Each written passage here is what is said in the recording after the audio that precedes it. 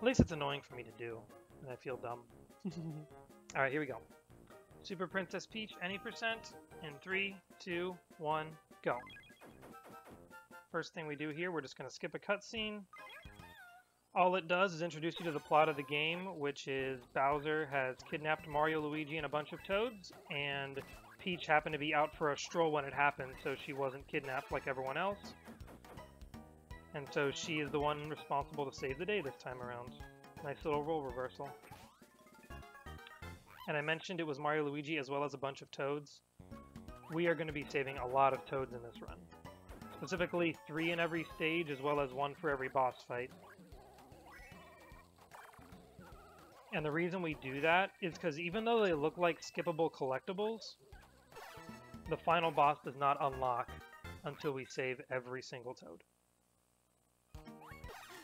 Which is something the game doesn't even explicitly tell you until you reach the final boss stage, which is a little unfortunate, especially for casual players who don't even realize that that's a feature of the game.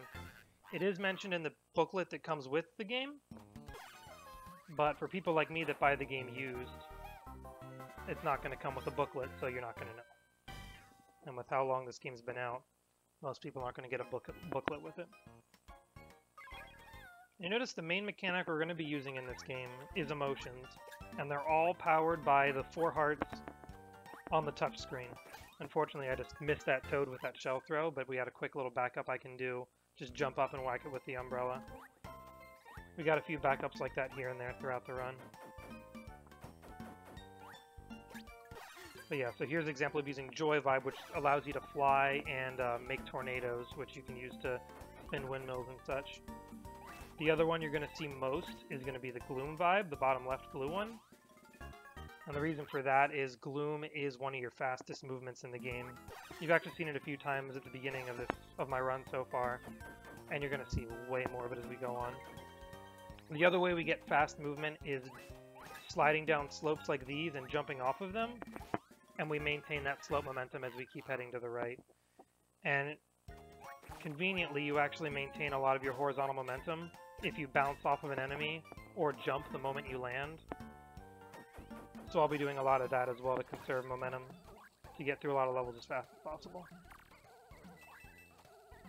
So here we're just going to head down to the bottom in Gloom Vibe, and we get 30 coins from that flower.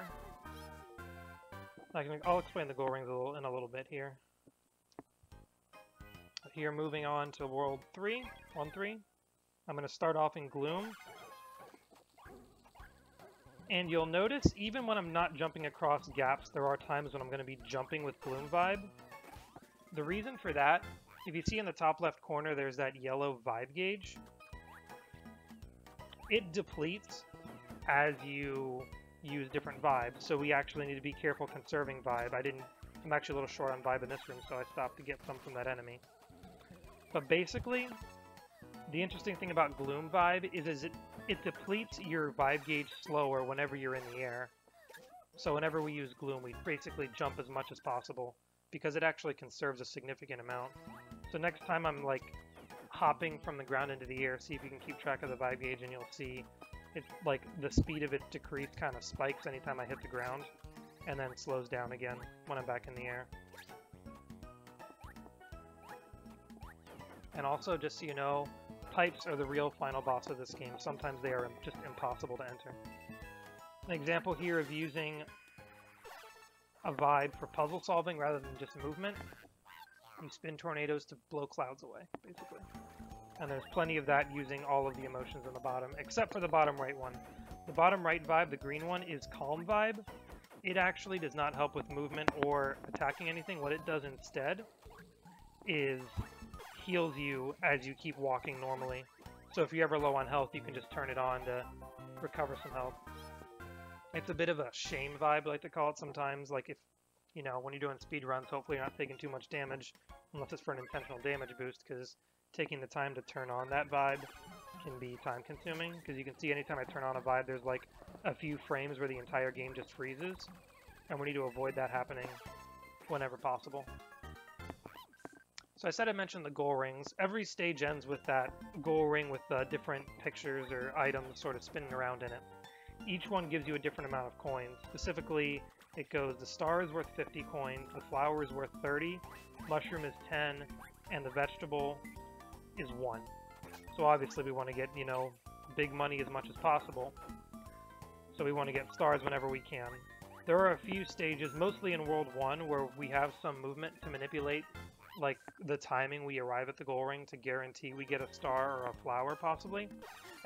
If you noticed in the first stage I got a star, that was, like, basically guaranteed based off of my movement. And on top of getting a star, there is a random chance that the star can turn into a peach. And if it does, you get 777 coins instead of just 50. Which really, like, we've done some testing with it, and it turns out it's basically a frame-perfect trick. Like, we did, like, frame advances and noticed, like, there was one frame where we hit the goal ring and got the star and it didn't turn into a peach. We just waited one extra frame and tried again, and it did turn into a peach. And then we waited one more frame again and tested it, and it was just a regular star again. So it's basically frame-perfect, but we also don't know what the frame is, and it's not... The frame does not occur every time the star rotates around. So as far as we can tell for now, it's RNG as well. So it's a frame-perfect RNG trick, which can be very frustrating.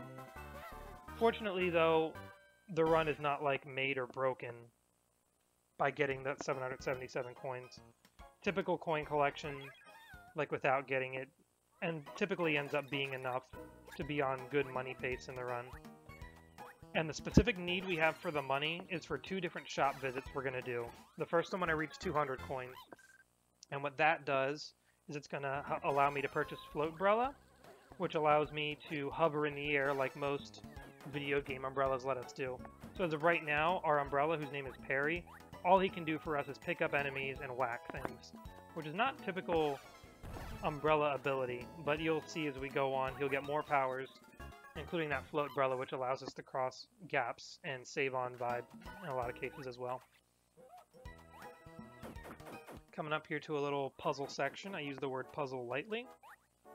We see there's a red, blue, purple, so we just go red, blue, purple. And we got 2 more rooms like this, each one a little bit harder than the last, but all of them are still pretty straightforward. Fortunately, the colors are consistent every run, so we don't have to, like, deal with any RNG with that. And you see I got that one cycle there. I got that. I hit those flowers in, like, the fastest way I could. I didn't have to wait for one to loop all the way around one extra time. And this last one is actually like an entire platforming room. So we're going to go ahead and get this one too. And a little bit of joy vibe here to start flying up, because we typically don't make it in time for that platform. If you're really fast, it actually is possible to jump on that platform and save some vibe, but it's not that essential to getting a good time. It'd be like a few frames maybe. Anytime we see ladders, we're going to mash to climb up them. Interestingly though, there is an animation at the top of the ladder where you see Peach climb up, and you can't move during that. So when we hit the top, we let go of the up button and just press A, and if we get it right, Peach will just jump up to the top of the ladder and we'll skip that little climbing animation. So that's just a very minor time save we can do anytime we're climbing up ladders. Since you're trying to climb up the ladder fast, sometimes you can just miss it because you like have Peach grab the ladder right at the point where she would then, you know, climb up, so you end up missing it, but that's not a big deal. I'm gonna grab this Goomba. You'll see there's multiple ways. There's 2 different ways that we primarily get vibe in stages, and that is from picking up enemies and feeding them to our parasol by ducking, and then Perry will eat them. And the other way is there are these blue crystals that are kind of strewn across levels here and there, and collecting those is just another easy way to get some vibe back. And it tends to be a lot quicker because you don't need to stop and eat an enemy. And that sweet sound effect you just heard is me getting a Peach split, which means that is the fastest I've ever completed that stage. So you might hear a few of those as I go on the run. We'll see how this run turns out. So this is the first boss stage. Every boss stage starts with a stylus minigame, which honestly I kind of like because it just, you know, is a DS game and they decided, hey, we want to utilize every feature the DS has. And so they threw that in. We can skip the boss cutscene. And this first boss may look familiar to any Sunshine players out there because it's Speedy Piranha.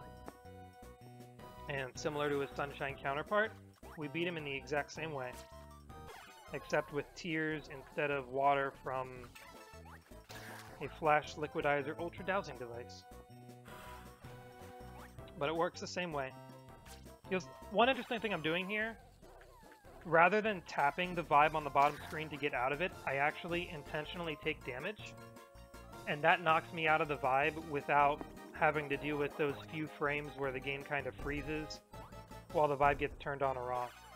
So there's a few places where we'll do that sort of damaging out of vibe to save minor bits of time.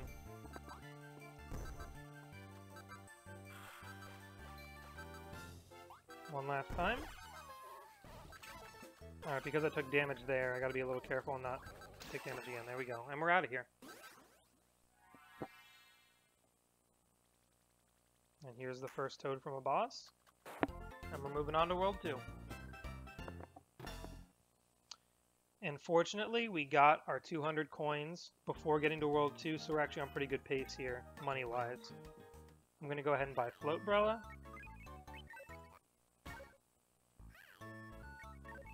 And that was a pretty decent in and out of the shop there. Sometimes, like, mashing A too fast can screw you up a little bit, but we got out there pretty good. And you'll see the first time that Floatbrella comes in handy is right here. You cannot make that jump without Floatbrella, or if you can, it might be like a few pixels that it actually works on. We're gonna use an exploit here, where you see I'm hitting the Toad through the wall. When whacking with parry, the hitbox persists through walls. The hitbox is actually pretty big as well, like it goes above like the top of Peach. So we're gonna use that as well to get some Toads without even jumping up to the platforms they're on. Floatbrella is actually really nice here as well to help us bounce on these Koopas and get across without falling into the water, because being in water is slow. Like here you see, getting in the water slowed me down. But Peach does get to use parry as a nice little boat, so she doesn't have to swim. I'm gonna stop and grab some vibe from that Koopa, and be on my way. And the levels are actually, like, they range from being very linear to, like, a complete labyrinth, especially the later worlds have those labyrinth stages. But even with the straightforward levels, a lot of times the Toads are way out of the way and you have to go through extra rooms that you would otherwise skip if you were just trying to go through the stages as fast as possible. But we need all the Toads to beat the game, so we'll be taking all these detours. Although in some cases the detours are absolutely pointless and just lead to money, or there are some other collectibles that you'll see that I'm going to avoid as much as possible throughout the run because they just slow you down. But some of those are in those extra branching paths that don't necessarily lead anywhere or just lead to longer routes. Alright, here's the first auto-scroller of the game. The kind of place that donations always fit in really well. Anytime you're here, all you can do is just kind of hang out a bit. Maybe dance to the music, you know. Float, and then duck, and whack. Do some juggling, maybe. Take this guy, you know, throw him up. Having some fun here. Oh, I missed. Darn. I don't even know what my record is for juggling this guy, but it ain't that great.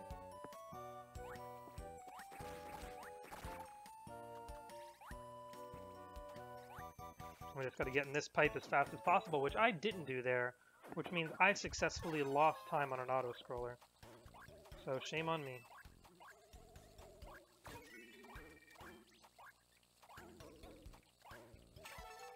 And that just goes back to the issue of pipes being your worst enemy in this game. Like, I'm serious when I say pipes are the final boss in this game sometimes, because, like, the window where Peach has to be standing to enter a pipe is, like, relatively big, but it's also small enough that you can feel like you're in the zone or whatever, and then you end up being, like, just enough pixels off that she doesn't go in, and it can be very irritating.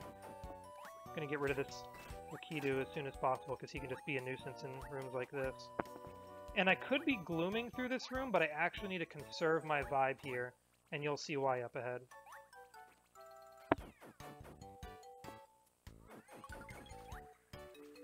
Got a water wheel here that we got to use water from Tears. Go ahead and spin. And you noticed I actually jumped away before this little cutscene started. If you time it right, you can, you know, try to save a little bit of time. Get the water wheel spinning enough and then be on your way so that you're ready to go through that pipe. Because what happened is I had to backtrack one room because that pipe just unlocked by spinning the water wheel. And so now I'm in a room that was previously inaccessible. Thanks for the good luck, Maria. I appreciate it. Oh, just to check, Maria, is the game audio coming out of both left and right? I was having a problem last time, and I believe I fixed it for this run. But I just want to make sure. Because honestly, right now, I'm hearing the game only out of my right earbud. But I went ahead and found a setting in OBS to, what was it, like, compress to mono. And so that solved my problem, because I have like a really janky AV cord or something.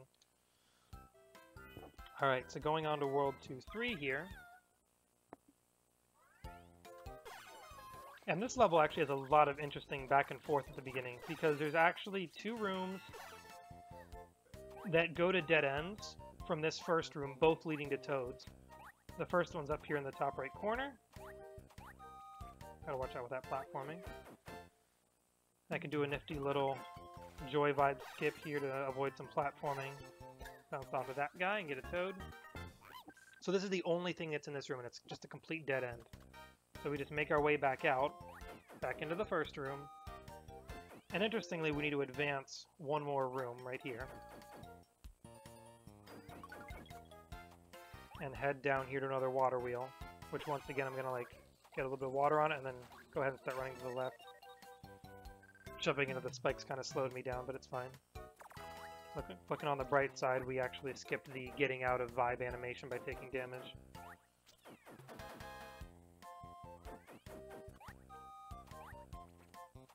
But yeah, so back here there's a pipe we could previously not access, and now we can. Leading us to a windy room that, because we're running against the wind right now, most of the horizontal speed tricks we have, like using Gloom and going down slopes, really doesn't help us too much, so I'm just going to kind of run through the room normally.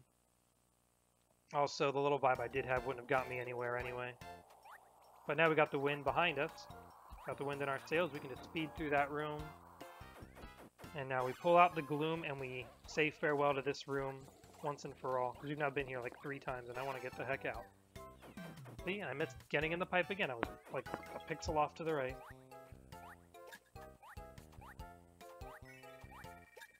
Fortunately, we got a little vibe refill there, so we're back to max.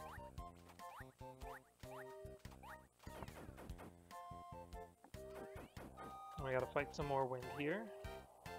And after a little bit, I actually am going to turn on Gloom, because I do have enough vibe to at least get a little bit faster. I'm going to start here. But I need to make sure I have enough left to fly up here, and then use Gloom one more time. I need to reach it to these blocks before I run out of vibe to get more refilled right there. And I definitely had to keep jumping there to make sure I preserve enough vibe to get through that. Because if I didn't jump, I would have ran out of vibe before reaching that.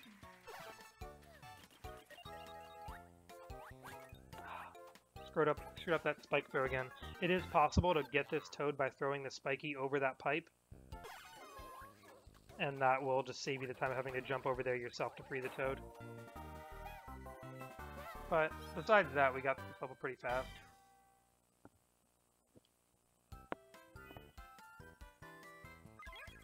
And we're not going to, I mentioned the shop visit, we need to do it a second time. We're not going to see the shop again until most likely World 4. I need to change my split comparison here, hang on a second. I want it to be comparing to PB. There it is.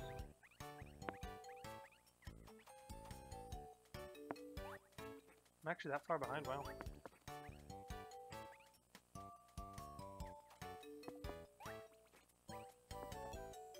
Now this auto-scroller, you might think you should just like stay at the top of the ladders all the way up, but that last Paragoomba spawns in the perfect spot so that if you just keep holding up all the way, he'll knock you off the ladder and then you'll possibly fall all the way down and have to redo that entire room. So we avoided that, and now we're gonna fly across here. And these blue blocks, Actually, we're in trouble now. Give me a moment. Alright, I need this max vibe.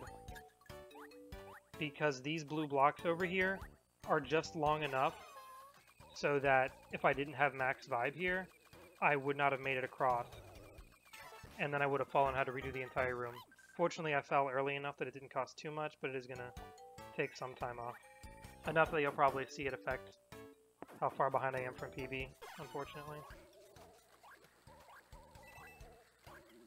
We need to be careful here. If I jumped any later, I don't know if you saw that, but there was like a little root growing out of the ground.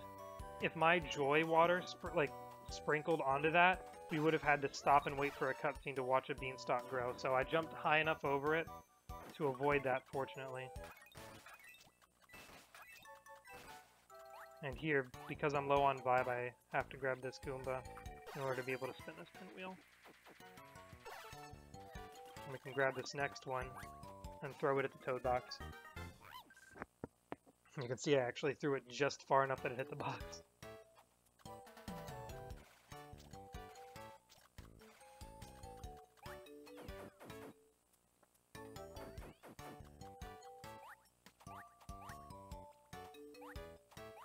Having some platforming issues here. And if you didn't notice there, that crying enemy, since I was on the ground when he cried, that caused me to get frozen in place. You're watching on your phone? Okay, that's fine. No worries. So thanks for letting me know.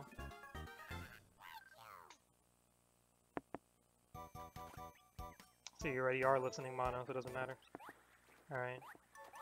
There is a little trick we can do here using that trampoline to skip using Joy and instead using Gloom, and we'd get up here faster. But as of right now, I haven't gotten that down pat. So I'll be practicing that in the future. Yeah, we're losing a lot of time here, wow.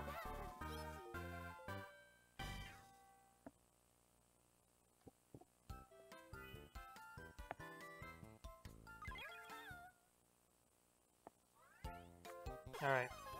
A nifty trick we're going to do here is that we're actually going to use a save and quit strat after we save this first toad. And the reason for that is this game saves every possible moment it can. You die in a level, the game saves. You press save and quit, the game saves.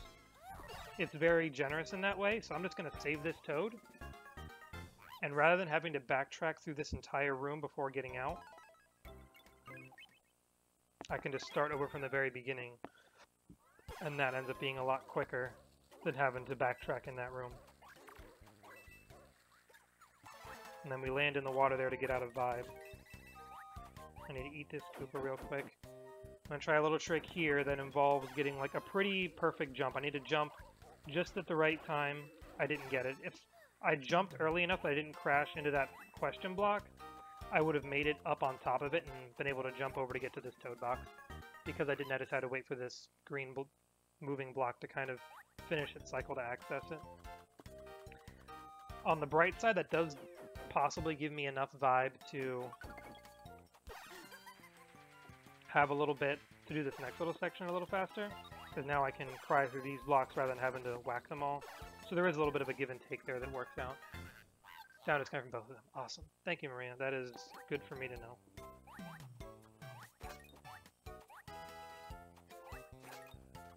Since we're low on vibe, I'm actually going to take the time to absorb 2 of these paratroopers so we're more well equipped with vibe up ahead.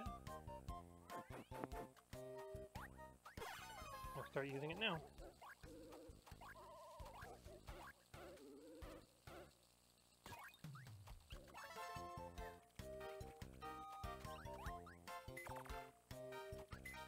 Get across these little trampolines. They seem a little slow, but we got it.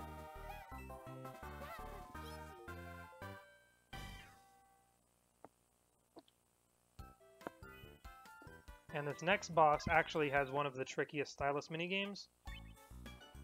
And it's only tricky because of this first yellow spike, which we got past. So we're already past the hard part.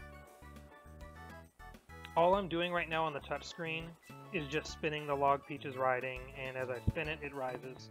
And I can spin it counterclockwise to slow it down if I'm about to hit my head on the spike. So basically the way it works is if you get hit by any of these, it resets you to the very beginning of this little mini game. So we just need to be careful on our way up. Another nice thing about all these touchscreen minigames is that they're chock full of coins, which makes having to farm for coins in this game not as troublesome. Alright, this next boss we have here is Who, and he's an owl. He's actually one of the few original bosses this game has. But yeah, we need, hopefully, we did not get any RNG drops from any of those eggs, which is bad, because we're going to need more vibe for the next phase of this fight. We got some there. And interestingly, you can, like, use the X button, which is the, yeah, it's smelly, yes it is Who. Who, exactly, Who.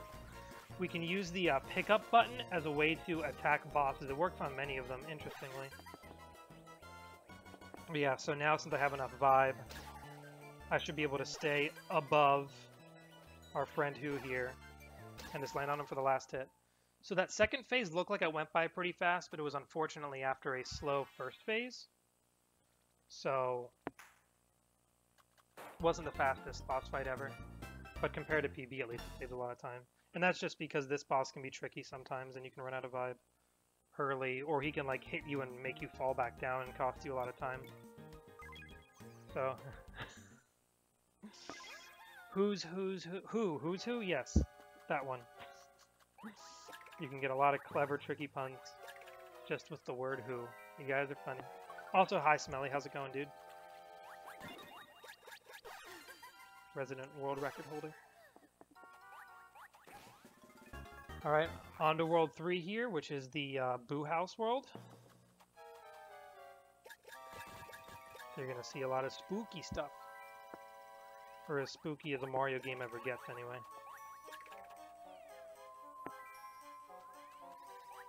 Gonna stop and get a little vibe refill there from that party ball. Might come in handy later. In fact, it will.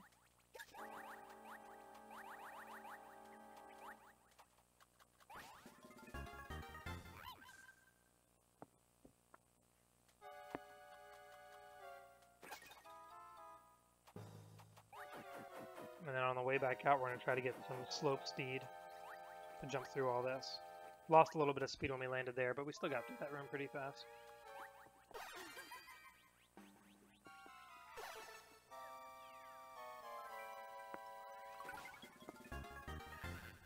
Now, last Toad just hiding right behind a door. And since we just have a flat spot here, we're going to use the last of our vibe. Just run as fast as we can with Gloom. And it's worth noting that, like, if you ever need to do two vibes, like, from, like, you know, one right after the other, it's always worth trying to transition from one directly into the other instead of turning one off and turning the next back on. There's a few instances where, like, maybe it saves a little bit of time to do that rather, like, maybe taking a few extra steps in Rage vibe before transitioning to Gloom or something like that. Just so you don't have to worry about that little freeze frame that you get every time you change vibes. You just kind of skip a step. But of course that's a minor time save compared to a lot of other movement things you have to keep in mind throughout the run. And there, as you just saw, we got our first, like, power-up, and that gives us Slidebrella, which allows us to ride on zip lines. Although, fun fact, getting that Slidebrella power-up does not affect your ability to even ride on the Slidebrella. You can ride on it without even grabbing the power-up. We know that because we've actually messed with a few action replay codes on an emulator and just skipped to future stages that have Slidebrella in them without grabbing that power-up, and Slidebrella still worked. Same goes for another power-up we'll see further on in the run. Not so much a power-up as it is more like kind of an awareness thing. Damage boost through that Boo, and here, if I get this jump right, we're going to save that Toad without even jumping up to him, which is a nifty little way to save some time on platforming.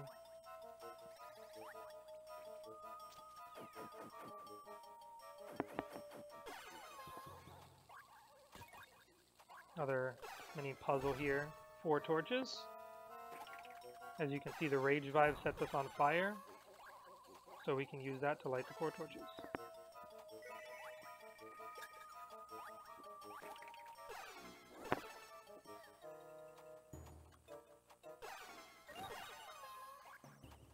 I'm going to go straight from Rage to Gloom to run back and forth through this room a little faster. And you just notice they're one of the most annoying enemies in the game, and that's Cheep Cheeps. They jump out of the water whenever the heck they feel like it, and that can throw you off sometimes. Just like maybe you'll crash into them and get knocked out of a vibe, or they'll just block your path and slow you down, or anything like that. And as far as we know, there's no real way to like decide when they'll jump. They kind of do sometimes like prep before they jump, so you might be able to see it coming, but when you're running fast with Gloom, you can't always prepare for it, and they can just block your path. And can just be very frustrating in that way. Also, the smoky room, if you wanted to, you can use your Joy Vibe tornado spinning to blow away the fog, but since we can see clear enough in the smoke, it's not worth it. Because turning on Joy Vibe and spinning for a little bit is just slow.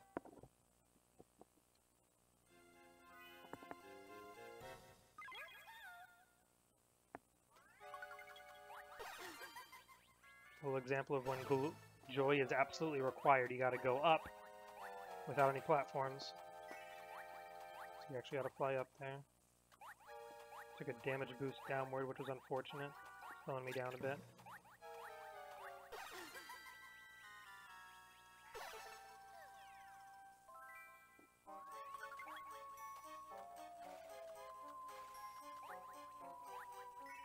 This level's giving us plenty of extra vibe, so we're not going to run out anytime early on here.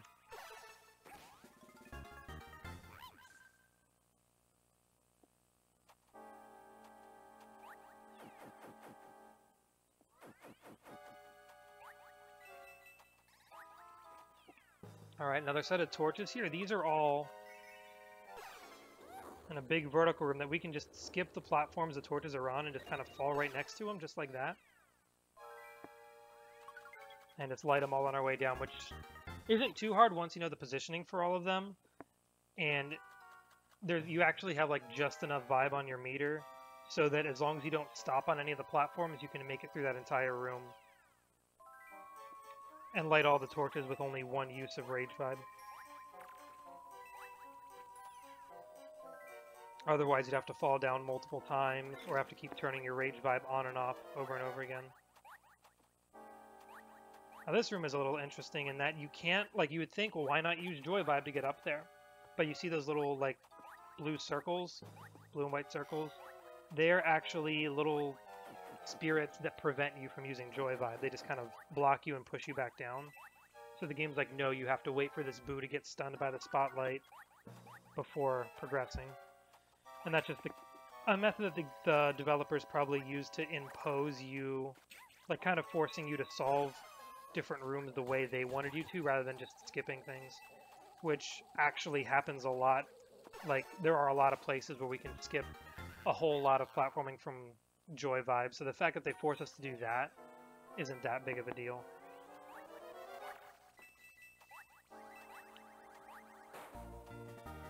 Basically the game developer's way of saying, hey, we want you to experience the game this way, you have to do it like this. And it's a minor enough thing, I'm not complaining.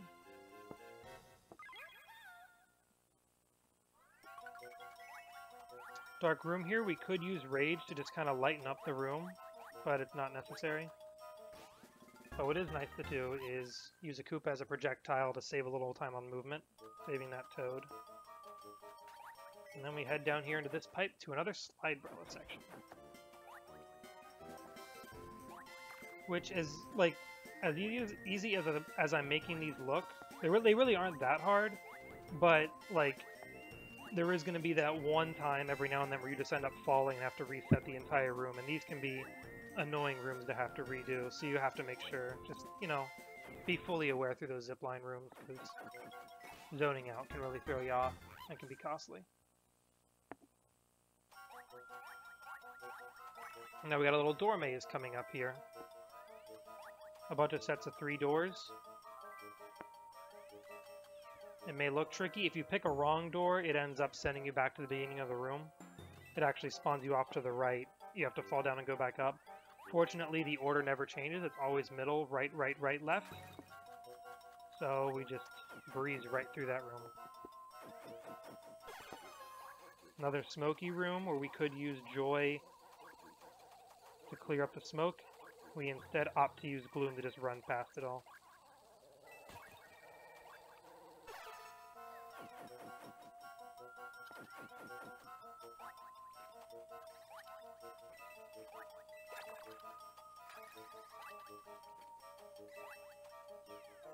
Keeping that slope momentum as much as possible there.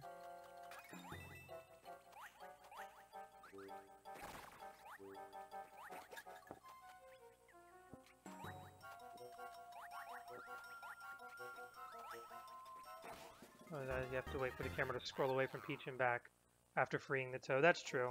You do kind of lose some time with the scroll, so it's actually not necessarily the biggest time save. It's a good point, Maria. Alright, last stage here. This one has a pretty nifty trick if we can pull it off. For whatever reason, whenever you're in Gloom vibe, these trampolines spring you higher, and it's possible to skip some trampolines. Unfortunately, I missed the second skip, but I got one earlier on. Plus, you can spring all the way up to this Toad from this spring. And that does save us some time. And then from here, I think from our testing, if I recall, it's not worth going back into Gloom to skip any trampolines here. It ends up being just about the same amount of time. Plus, it saves you the trouble of having less vibe up ahead.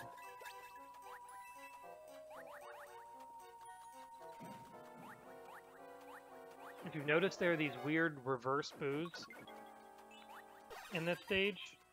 As far as I know, this is the only game that has them.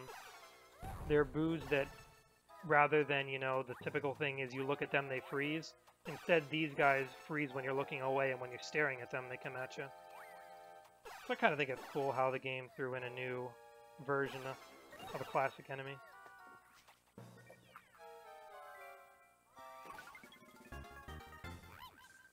Yeah, that's the camera scroll is definitely a small amount. I think I remember timing both, like, throwing the shell at it and running over to the Toad box. And both of them end up being pretty close to one another. So it's probably whichever one you can kind of pull together the fastest and most efficiently is your best bet. I do know for sure that using Gloom all the way up to that Toad is definitely slower than just normal vibe and slope jumps, though. Which is interesting. Alright, here is glooming through some blocks to go fast instead of jumping over them.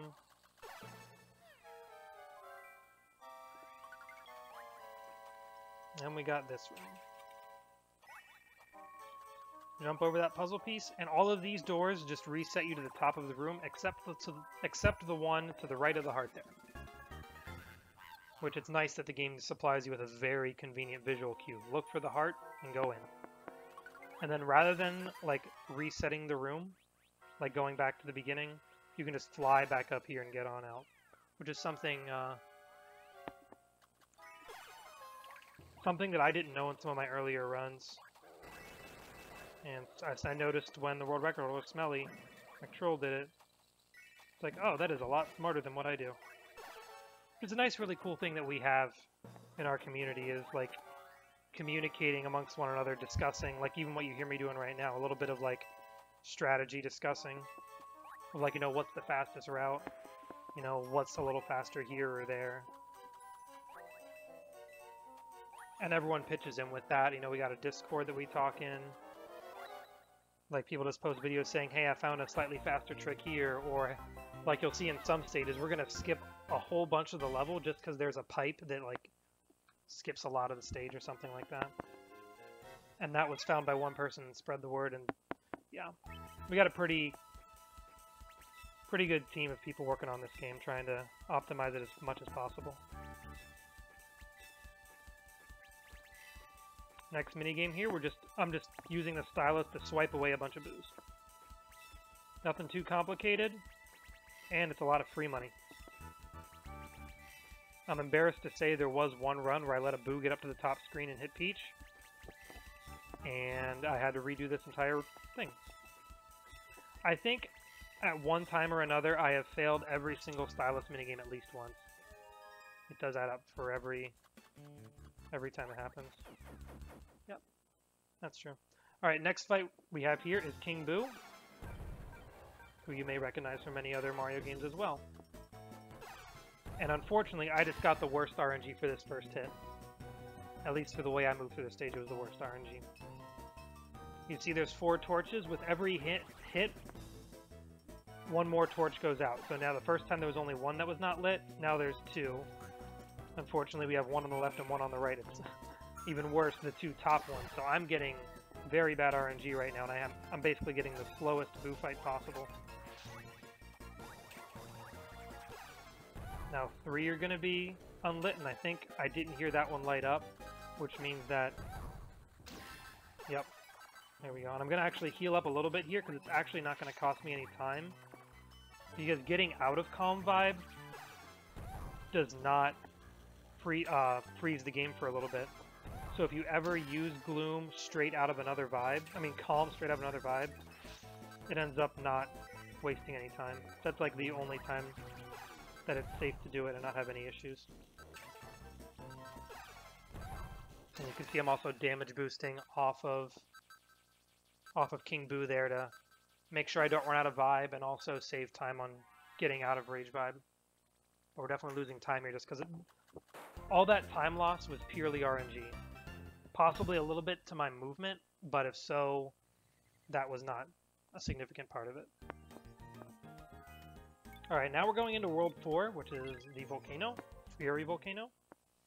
This is when I need to start looking at my coin counter again, because somewhere around here is when I'm going to have 750 coins, and that is when it's time to visit the shop the next time. And what we're going to purchase from the shop now is 2 Vibe Teas. And what Vibe Teas do are they increase your max Vibe meter. And that actually ends up making certain stages a whole lot easier and save you having to wait on cycles of like moving platforms.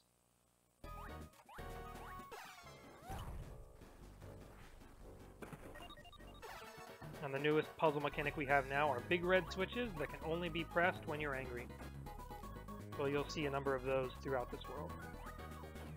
And we also have these sandstorm rooms that we're going to be periodically taking damage in, unless we were to use Joy Vibe to, tornado and blow away all of the sand. But if we just kind of speed through the room like so, we should sustain enough health that it won't be a problem.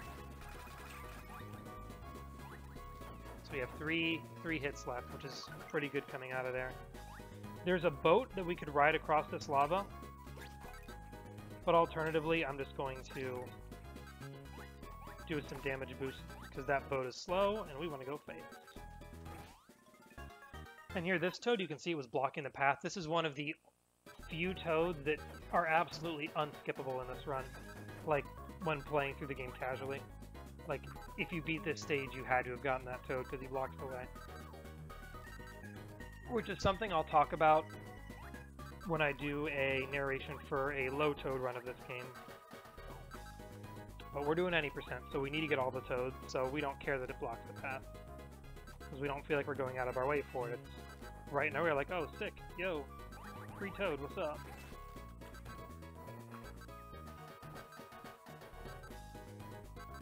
More auto-scrolling here, by the way. Some downtime. Unfortunately, since I'm low on health, you gotta deal with that annoying beeping noise that comes with every Mario game and Zelda game. And any other Nintendo game when you're low on health. Just a reminder, hey, you're gonna die, you're gonna die, you're gonna die. But we didn't, so it's all good. Last toad hiding over here.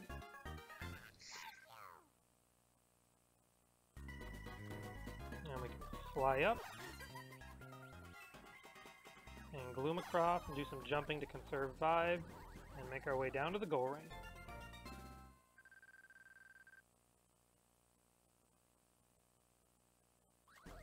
Alright. This actually puts us over the 750 mark, so I'm going to stop and do a shop visit right now.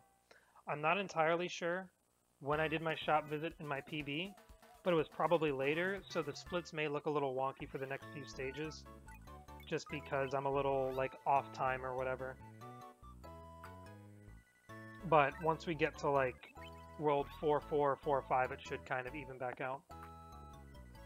So like I may be ridiculously ahead for a moment and then suddenly not as ahead.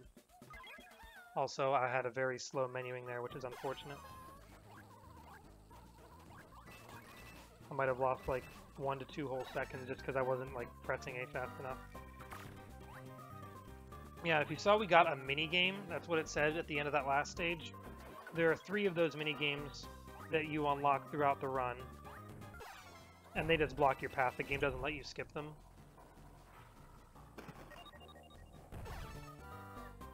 But yeah, they're all just more places in the game that allow you to utilize more DS features. One of them is Toad Jump, and it's where you're basically playing as a Toad on an auto-scroller, constantly running to the right.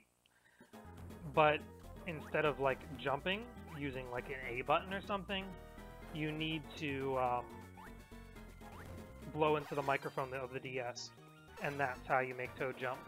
Another one's Toad Tote, which is where you're playing as they're all Toad minigames. And in that one, you use the touchscreen to drag a Toad throughout like a labyrinth with walls of fire. So it's like one of those games where you have to guide an object through a maze and you can't touch the walls. Kind of like Operation, I guess, except it's a maze instead of a human. But yeah, don't touch the walls. And the last one's Toad Shot, where you're just tapping a bunch of targets floating up in the sky.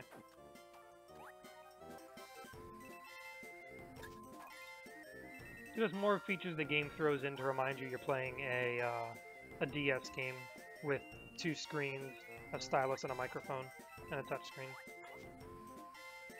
Which I actually find a welcome feature. Yeah, Toad Jump is like a breathalyzer. Yeah.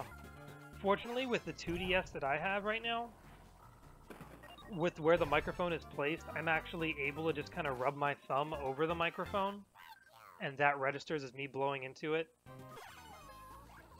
And that makes for preventing me from getting dizzy from doing a lot of blowing into the mic.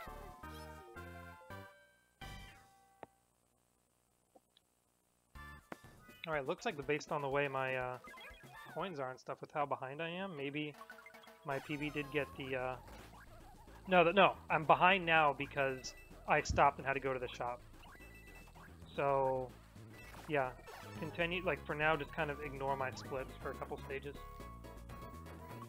But yeah, those minigames are not relevant to the any percent run, but for those of us that are, you know, dedicated enough to try to go for a 100% run, which I forget what the time for it is right now, like 6 to 7 hours is like what people have gotten in it, the 2 of us that have run it.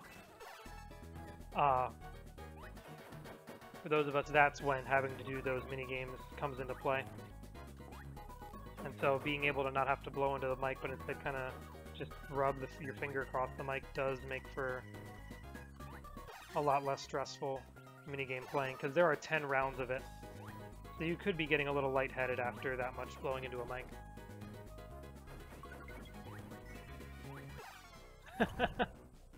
Sounds like someone who has had a run-in with the law while under the influence. Basically.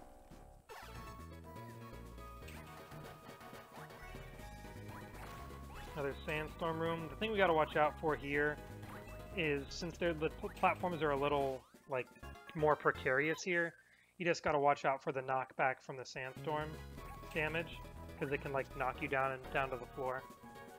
Costs you some time to get back on track. Oh, we got another Toad coming up here that we're gonna be able to hit without jumping up to the platform. That's another nice exploit there. You see these swamp guys, you just gotta smash down on them with rage to knock them down. Then this last room, if we get the jumping right, those little fire wheels are not RNG, their patterns are set, so we can easily jump over them and not get knocked back, and we can just glue our way to the end goal. And see, just like that, we're a whole bunch ahead. And that's probably because my PB did the shop visit there. So we're kind of back on track to what my time save and loss seemed like before. Unfortunately, that does make my sum of best splits a little odd, because technically my sum, like if you put together my sum of best as like a single segment run, it would have never visited the shop. So my sum of best is a little faster than it really should be. So you just gotta add in, I forget how long a shop visit takes, maybe like 10 to 20 seconds. You just kind of gotta add that on top of my sum of best to get my true sum of best. But as of now, I still get a decent understanding of what my sum of best is looking at it how it is now. But yeah, since it's fastest just to get the extra shop purchase items as soon as possible, it's always worth getting them soon, even if it does kind of make your splits look a little strange.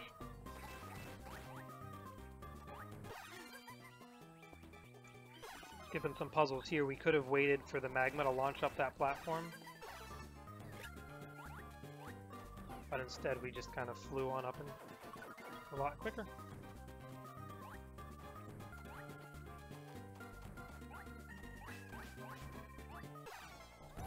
We actually could have been glooming through this entire first part of the room, but since I forgot to do it early on, I opted to not do it anymore because the time it would have taken to turn my vibe on and then run faster would have been just as fast as normally walking. And that's just because I thought about it too late. Because there are a lot of rooms across a lot of stages that you have to keep track of a lot of routing in, so every now and then things can just kind of slip your mind. That toad can actually be pretty tricky to get. I think I jumped and hit my head on the ceiling, so if I didn't hit it there, I would have fallen down and would have had to take the time to make my way back up. You got there, snuck into the pocket there. Sometimes the knockback from that spiky guy can knock you up to that platform. We kind of weaved our way through. Got another peach split there. Let's go! Alright. An example of a damage boost, I failed it there. It's possible to get hit by that fire bar and get pushed upwards. But unfortunately I didn't get that little bounce up, so I just had to jump up on my own. You see, we're going to keep our horizontal momentum here bouncing off these enemies, which is very nice. And since there's some vibe we can grab there, it works out nicely to use Gloom in this room to kind of power through it. I took damage to get out of it just because I don't want to have an issue with vibe later on. Although I believe we do get a refill in the next room, so it shouldn't be that big of a deal. But I usually end up getting hit there anyway, just because the way those fires are jumping out, it's hard to avoid them all.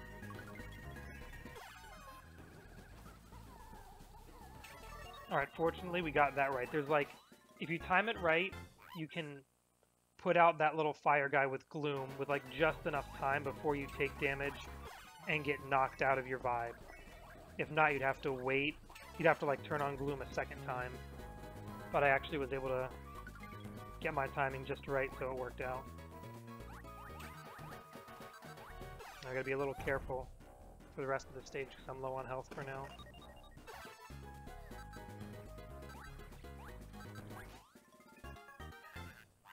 This actually is one of the levels where I tend to take the most damage. Although I think I'm actually... Usually, I think I have one more hit still around now. Interesting, I took a hit and then got a heart right back.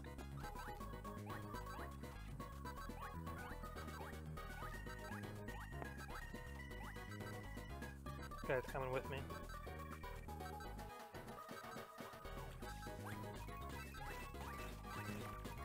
Gonna bounce off that Koopa, be on our merry way.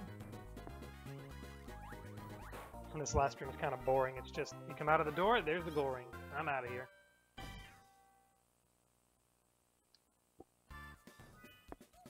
And now on to the boss here.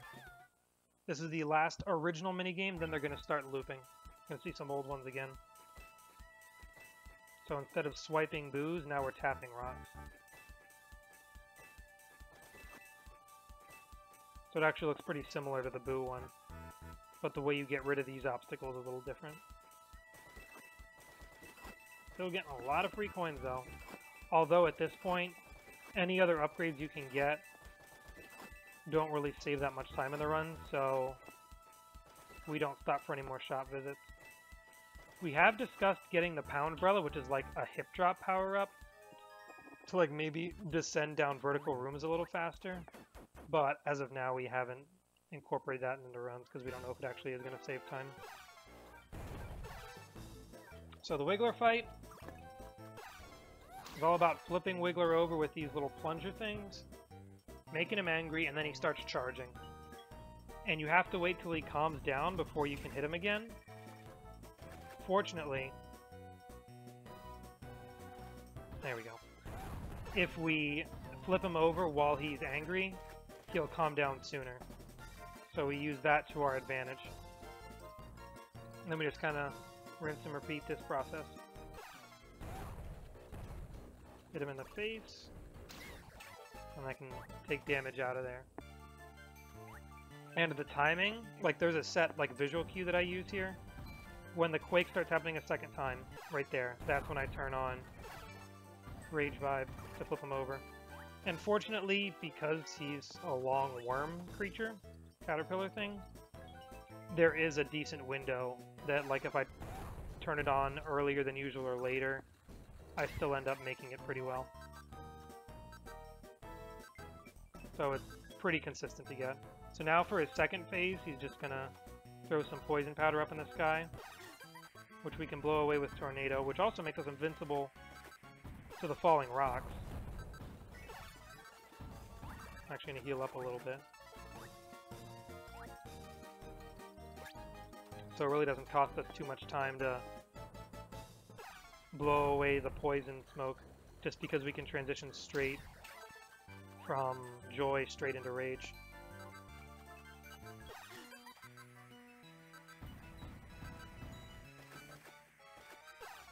Might have been a little early. We still got it. I'm gonna heal up because I don't want to die here. Because dying on this fight can be very time consuming.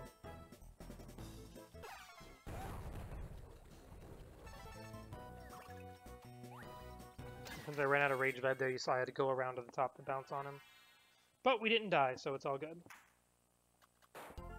For the most part, a pretty smooth boss fight. A few little hitches here and there, but got it. And if you hadn't noticed, every time after we beat a boss, it looks like a campfire scene starting up. Those are Perry's dream sequences. So our Paracel, he gets given a little bit of backstory.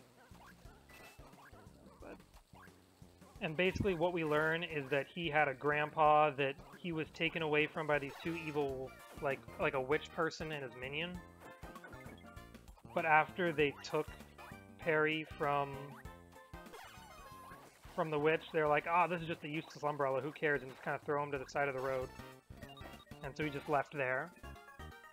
And then some merchant guy comes walking down and sees, oh look, an umbrella, I bet I could sell this.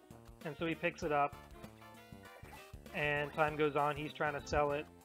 He never does for a while, and eventually Toadsworth shows up to this wandering salesman shop or whatever, and says, ooh, this umbrella looks nice, can I have it? And so Toadsworth buys it, and that is how it ends up making its way to Peach. And Peach now has Perry on the adventure, because like right before the adventure starts, Toadsworth's like, oh, if you're gonna go save the day, I don't want you to go alone. Here, take this umbrella I found. And so, you're accompanied by Perry. And also, so the deal with that is Perry's always like talking about, I want to find my grandpa and all that. And he has this whole backstory dedicated to it. It gets absolutely zero closure. After the very last dream sequence, Perry's like, I want to find my grandpa, but I'm going to help Peach first. Then I'll come find you. Or something like that. After that, Grandpa's never heard about again. Just Perry helps Princess Peach save the day, and Perry goes back to the Mushroom Kingdom with them. And that's it. A cliffhanger that never gets satisfied. And that's why we all need to petition to Nintendo to release Super Princess Peach 2. And Perry can get some closure and get reunited with his grandpa. Hashtag SCP2.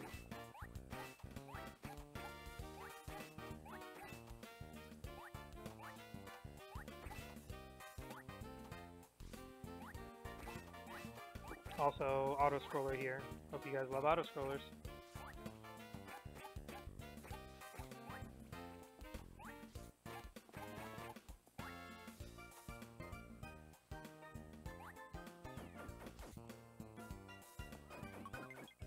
Alright. Last room here. I'm just gloom our way out. Boom. Oh, yeah. So that level I actually didn't explain as I went by. There was one room that I had to use a lot of Gloom Vibe to first get up to a toad, and then fly off to the top right to reach the pipe to move on to the stage. That's one of the places that it's like absolutely necessary to have bought the extra Vibe Tea for to make it through that section optimally, because if not, we would not have had enough Joy Vibe, and we would have had to like wait for these spears that shoot out of the wall, and they can take so long, and their timing, like the cycles that they're on, can get all like complicated and messy to the point where like just the spears are almost impossible to climb up, and you can just lose a lot of time waiting for them to spawn. So fortunately we had enough Vibe, just barely, I'll add, to make it through that. And you see we got our other power-up, Subbrella, and because we just got it, it's time to use it. So Perry the Magic Parasol can also turn into a submarine. And so now Peach can chill out underwater. And being the DS game that this game is, the mic allows you to blow bubbles. And that's your weapon underwater. There are some places where I'm definitely going to use it to avoid taking damage. And here we got one of another annoying enemy, and that's the Chain Chomp. And the reason they're annoying is mostly their hitboxes, because their hitboxes persist through your iframes. Like if you saw there, even after I got hit, the Chain Chomp kept pushing me. Luckily I fell down one of those little safe pits, and it didn't cost me too much time. But they can push you back really far, and just slow you down if you're not careful. So actually I tried to jump over it, but unfortunately I jumped too early, so on my descent I ended up crashing into him. Oh, we still got that through that room relatively fast.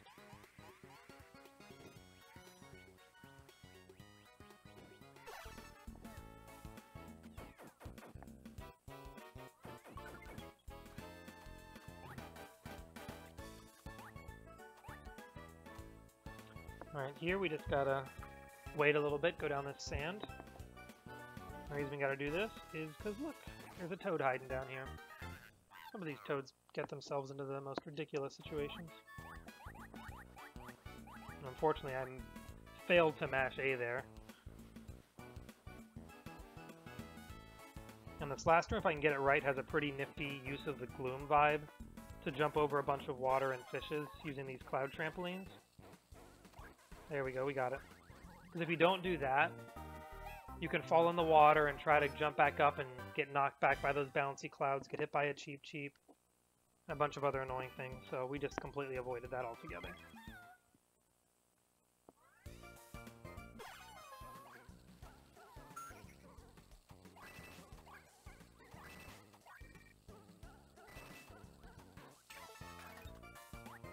Got another... probably one of the more difficult tricks coming up here, actually. I'll try to explain it as I go along. First thing I'm going to do here, unfortunately, timed that throw too late. I could have used that spiky to hit this switch.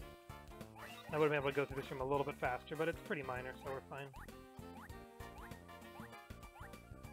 But we're actually going to do something a little interesting here. I'm going to be going forward, and then I'm going to head back.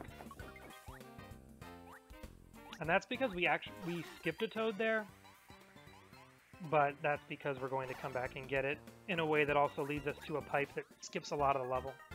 This was another one of those shortcuts that was found by a different runner of the game. Yeah, so I'm going to head back here. And I'm going to fall back down the bottom. I'm going to grab this guy.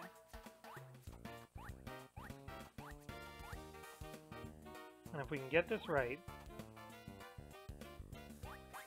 we got it, okay.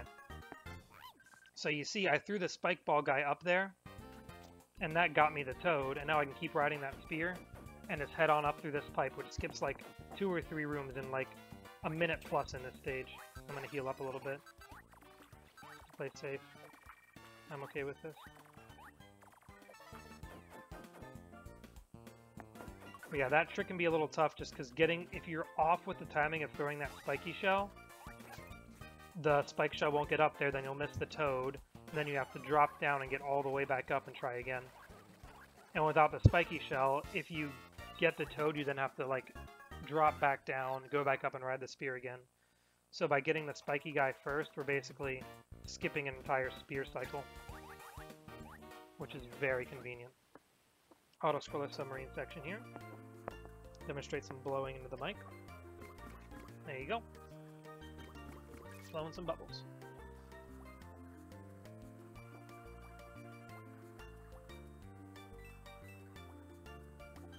But yeah, I don't know if you noticed where I got that toad, where I used the spike, like I threw the spike shell up to it, there were those little circle cloud balls again, or whatever you want to call them, that prevent you from using joy to get up in there. So riding the spear is actually absolutely essential. I'm going to get rid of a cheap here so I don't take damage. That's like a place that using the bubbles is absolutely required to avoid damage.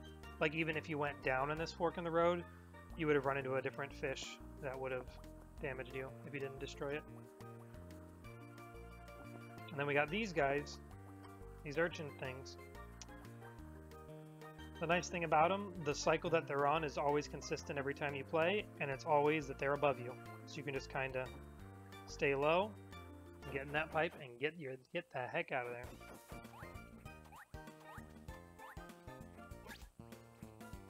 Got some disintegrating platforms here.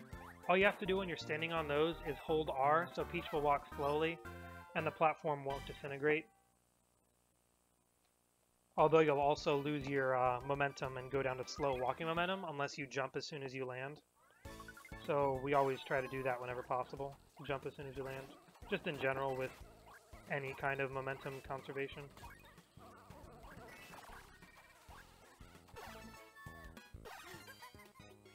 There's a little sloppy movement there, but nothing that significant.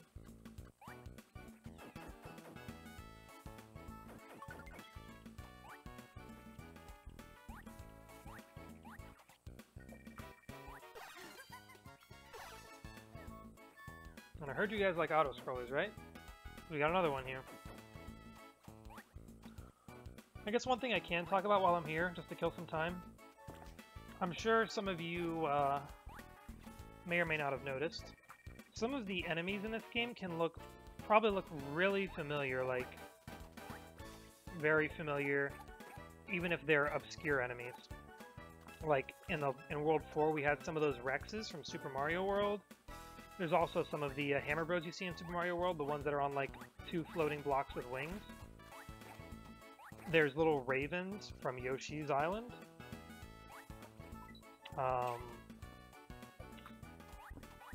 There's a bunch more too, and like basically this game is like a big hit to the nostalgia when it comes to enemies, which I think is really cool. I just kind of see like these enemies that you've never seen in forever from other Mario games. And like it's not even just the normal enemies, the bosses are like that too. We got Petey Piranha. The boss coming up here in this world is going to be Gooper Blooper from Sunshine as well.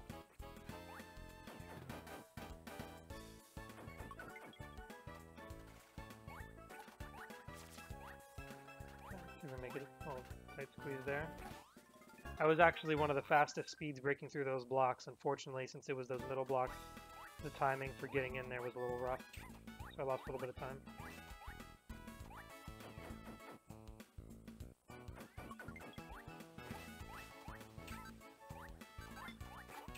Oh geez, I'm low on health, this is bad. We're going to turn on Gloom, Calm just to be safe here. As I mentioned before, taking damage is, dying in a level is very costly in a run. Because even if you don't have to stop and save the toads, you still have to like do the entire stage all over again. Got blocked by a wave there, unfortunately. Alright, timing was lucky there, we can jump over that one.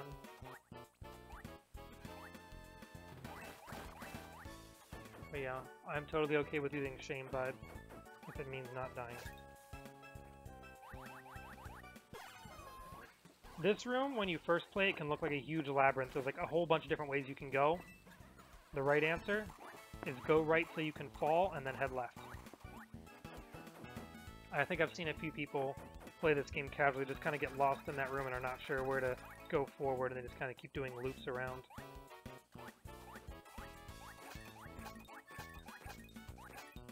So playing this game as a speedrun probably makes this game feel a whole lot more linear than it actually is. This is the last room here. So the goal is to get through it all without running out of gloom, so you don't have to, like, you know, stop and see the getting out of gloom animation. Also, dropping into the water can do that for you. So even though, like, unfortunately I couldn't gloom through the rest of the room, but at least didn't have to watch the getting out of gloom animation.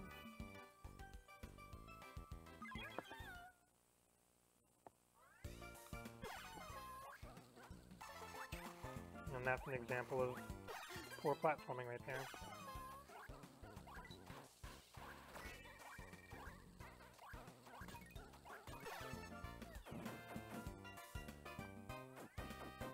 Alright, here we've got some nasty chain chomps that hopefully we can jump over and slide under as much as possible. Hide in there for that one. This one we can slide under though. Taking a hit's not that bad.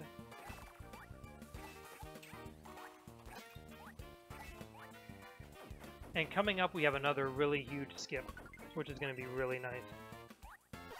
Because the more you can skip of World 5 the better, because World 5 can be really annoying sometimes. First we gotta wait for the spear to show up. It's gonna take us to another toad that is also joy locked. You can see those little circle cloud thingies that block your way there from using joy.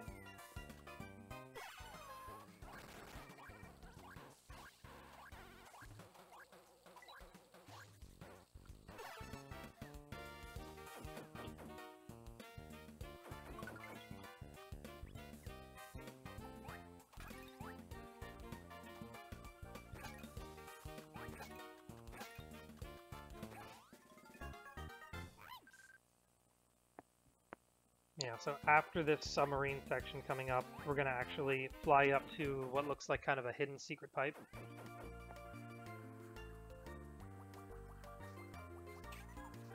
That skips a lot of rooms on this stage.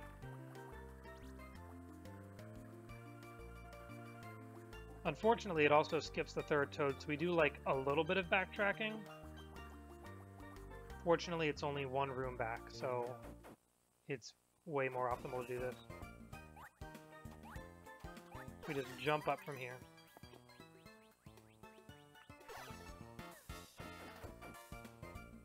And this is the last room of the stage, but we just head down this pipe real quick. Do one last pit stop.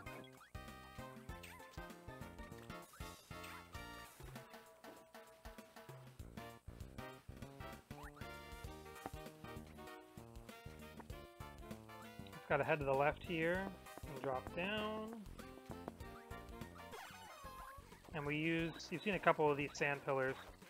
All you gotta do is, I guess, water them down so that the water becomes unstable in the sand, when the sand becomes unstable and it can't stay standing. I don't know. I guess that's an interpretation of it. I'm gonna grab one of those Goombas to heal up some vibe, and that's so I can use a little bit of gloom in this last room to get through this last section.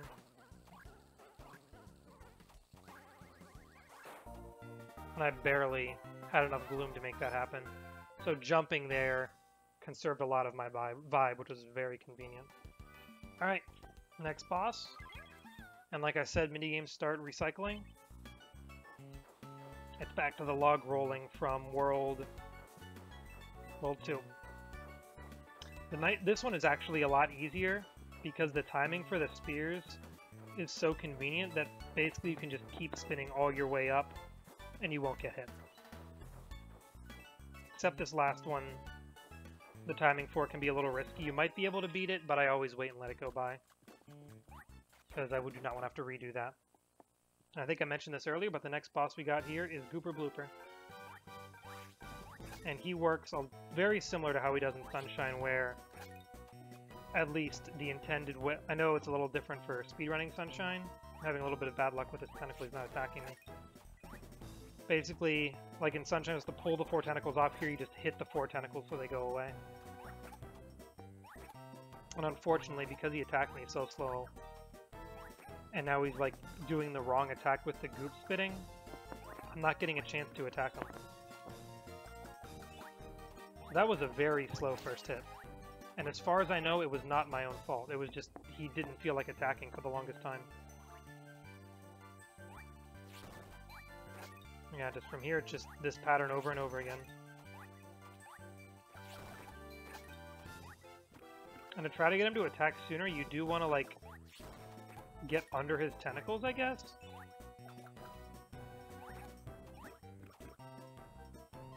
And a lot of times the knockback from one tentacle can take you over to another one.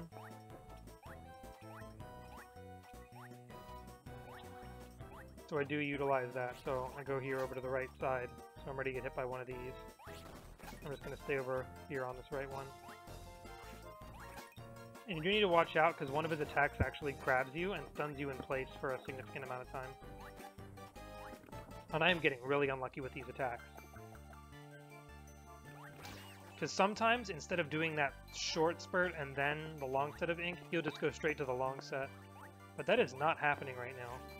I'm not sure why. I'm going to use Rage to make sure I hit that, because I was right under it, and if I jumped, he could have grabbed me.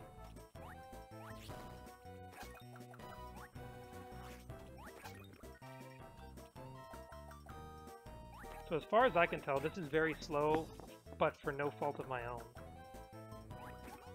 Except I am getting like slow hits every time, like I'm whacking a little bit too early each time. So now his sort of phase 2 is he turns on his own calm vibe to heal. But we pop his bubble before he gets a chance to heal. And now we just gotta hit him one last time.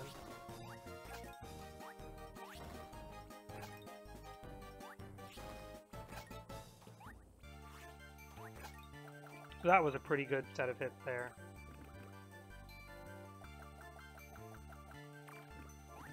There we go.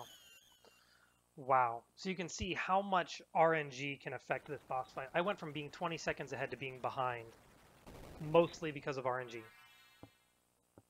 Possibly I didn't set myself up for hits a few times. But besides that, I just got demolished by bad luck. And after that tough World 5 that I actually cruised through pretty smoothly, we get World 6, which is a lot short. Like, the stages end up being a lot shorter, and I think for the most part less difficult, so it's kind of like a little break before we hit the gauntlet that is World 7 and World 8. A little minor trick we can exploit, you could have noticed it there possibly. Anytime you turn a vibe on or off, this particularly works with Gloom, when you turn it off, all of your momentum just stops in its tracks. So even though I was going really fast with Gloom, I turned it off directly above the pipe and I just fell straight down. So I was ready to get in the pipe. It's a little minor thing, but it's just so you don't have to kind of try to lead your landing. You just know, okay, jump above the pipe, turn off vibe, we're good to go.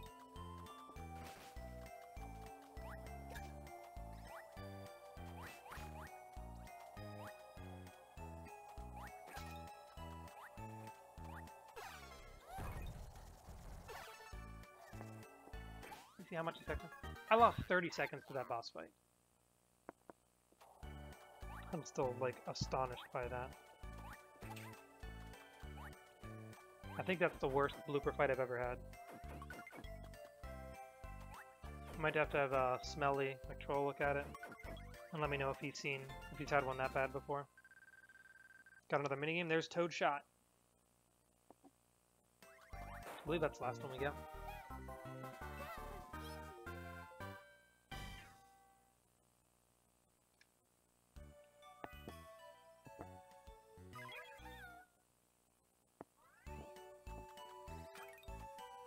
Another trick coming up here in the next room, we're going to be abusing some iframes to get us past a section that we're supposed to use Joy to fly across, but instead we're like, nah, let's just walk over spikes. So usually the best way to set it up is try to take damage, but you can also just get the iframes from turning a vibe off, so that works there too. And here I just get knocked back by the spikes and just keep going. There, I got a chain chomp knockback. And you go so slow horizontally with Joy Vibe, so that makes that little section a lot faster.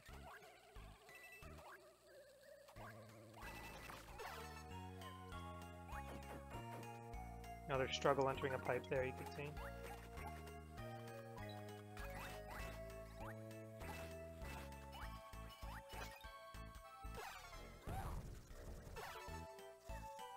Since I'm running a little low on vibe here, so I'm actually going to take the time to grab and eat this Bob-omb to get some vibe back. And then we do a little death warp kind of thing here. We fall off a cliff, costs us half a heart, but it just gets us back to the end of that room a lot quicker. Then we got this bouncy ball that we just kind of bounce along for a while and then jump off to get to this toad.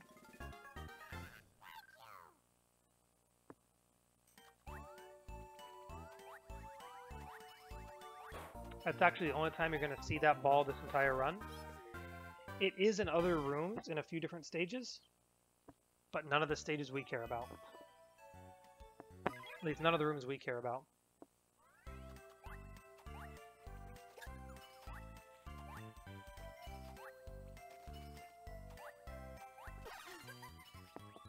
Now, just because I'm going a whole bunch of left and a whole bunch of right, figure why not gloom our way through it, you know? We just got a slope to get us the rest of the way. And we do need some gloom up ahead here, actually. Fortunately, we got a cannon guy here we can eat real quick before heading up here to use some gloom to freeze and make some ice. And the ice is just there so that you can slide under those wide gaps. Because had you not done that, you wouldn't have made it across, and then you would have unducked and gotten pushed back out from under there.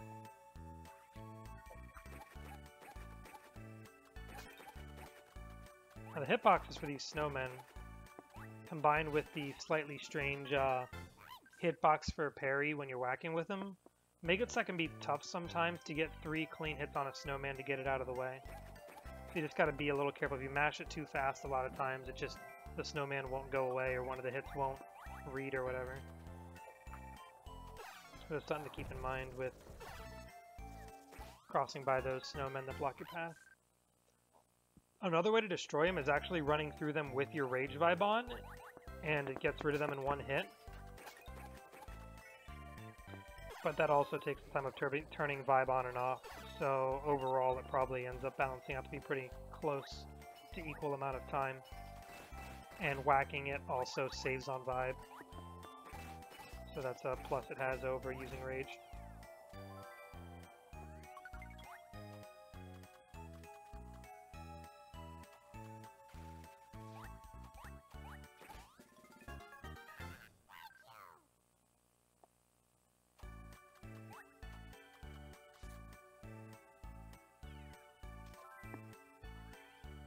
And another auto-scroller. You can pick up these bonsai bills, and when you throw them, they keep going. But then they work for you. They're your weapon now. Yeah, the hitbox to pick them up is actually a little awkward. See if I can get this one. Nope, that one was a little too high.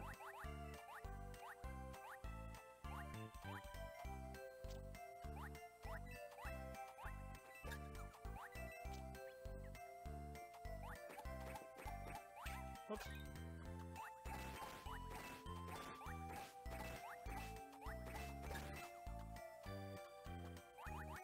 And if you think the auto-scrollers we've seen so far are annoying, we got one more coming up that's really gonna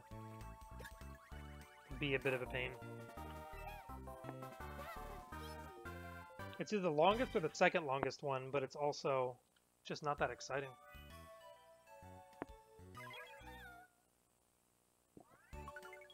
Now, this first room can be tricky. What we're trying to do is just get that slope speed as many times as possible. Unfortunately, I lost it early on, but I got it in that last section there. This platform's a little weird. Wow, I just had a door problem. Usually it's pipes, but even doors can be tricky sometimes.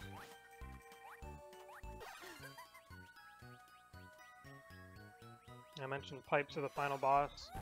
Basically, doors are the penultimate boss. We got an awkwardly placed toad up here. Kind of like up in a corner with a few, like a single block you can stand on. Usually I actually end up taking damage there. Surprisingly, I didn't that time.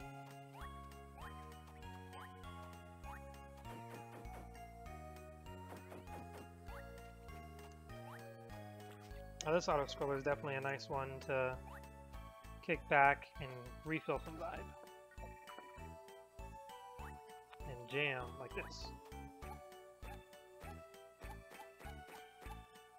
Hey!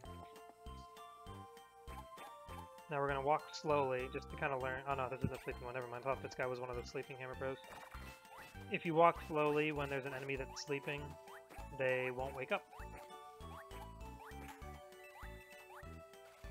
But sleeping enemies typically don't block your path too much, so we don't care about taking the time to sneak past them.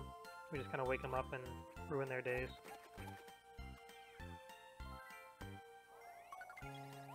Another one of these icicle paths we gotta make. This time, instead of for sliding under, we use it to slide a block across, like that. And we're gonna go up here and grab this Koopa. And this is the only toad box that requires a projectile to open it. The catch with this is, if you're not careful and you try to run away too early, just to kind of get a move on faster, it is possible to despawn that Koopa shell, which I have done on multiple runs. And then you have to just backtrack and reset up the Koopa and try again, and that can be not only time-consuming, but also just frustrating. It is also possible to throw the Koopa shell directly into a wall, and it'll just, like, fall down entirely and not, you know, surf like a normal shell does. Or whatever, slide on the ground, I guess you call it. So you need to, like, make sure your positioning is perfect so that the shell slides normally and makes its way down to the toad and doesn't despawn. Gonna skip a trampoline bounce here by just flying up to here.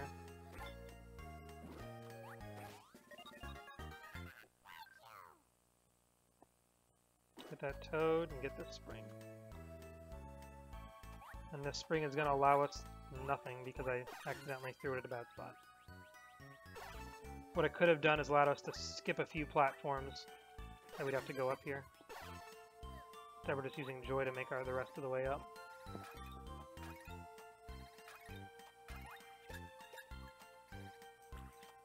I'm actually going to eat these guys, so I have Gloom in this last room. Just to make this go by a little faster.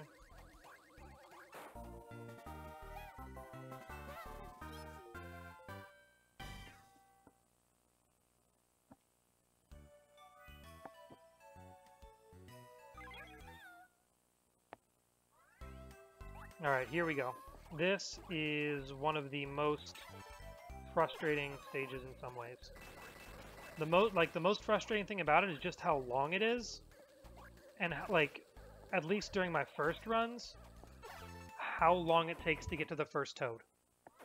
And the only reason that is like stressful during early runs is because at least during your first runs, you're never 100% sure you know the route. You're like, I think I know where I'm going, and then like sometimes you go into a room and like, oh right, that's what this room is like, whatever. So I remember always doing this stage and feeling like, okay, I've been through another room, I've been through another room, and I still don't have a toad. Did I forget any toads? And it just, like, freaked me out because I thought, oh shoot, I killed the run because I missed the toad. Because if you miss a toad, your run is dead.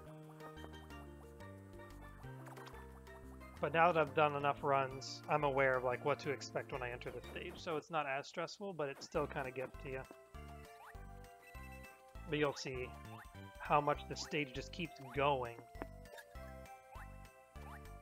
It keeps going and you feel like you're not getting anywhere because you don't have any toads. And this room right here is the worst culprit. This is perhaps the longest auto-scroller in the game. If not, it might be second longest. The only thing you can do is chill, be patient, and then try to get some vibe. Like that Goomba was going to jump into the spikes. I gave his death meaning by absorbing him for some vibe. Because enemies actually get killed by running into spikes as well. They take damage from spikes. It's kind of cool to see. The thing about this auto-scroller, though, is that it doesn't even let you, like, sit on the far right of the stage. Like, sometimes with auto-scroller, you just kind of hug the right to kind of, you know, zone out and go. With the pits you could keep falling in, spikes that keep falling from the sky, you just can't do it, even though it's, like, just a whole long set of, like... I know other auto-scrollers can have, like, you know, you can't hold right either, but that's usually because there's a death pit you can fall in. There are no death, like, there's, like, a few death pits at most, if it's not, it's mostly just spikes and icicles, which just prevent you from holding right, because you're just going to keep falling into the spikes and get icicles on your head. And I'm just rambling on about icicles and spikes to help me get through this room faster. It just keeps going.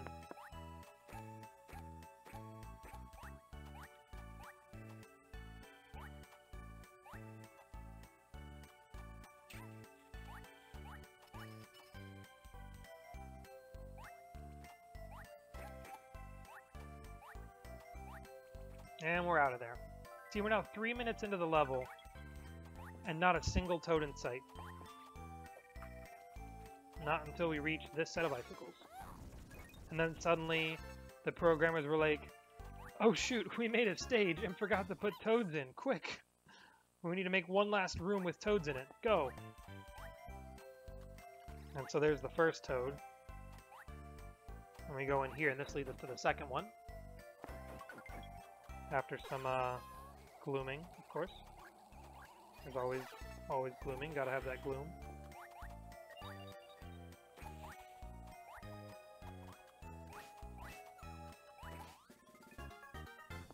And getting up to that platform up there can be a tight jump. Let's see if I can get it. Got it, okay, like you have so little space to get to your full running speed, but you need that full running speed to get like a high enough jump in order to even make it up there. If not, you just have to resort to using Joy Vibe instead. So fortunately, we got to skip that little use of Vibe. And the last toad, we get to use a little trick called Walrus Jump here to skip using a trampoline. And just a quicker way to get you up here.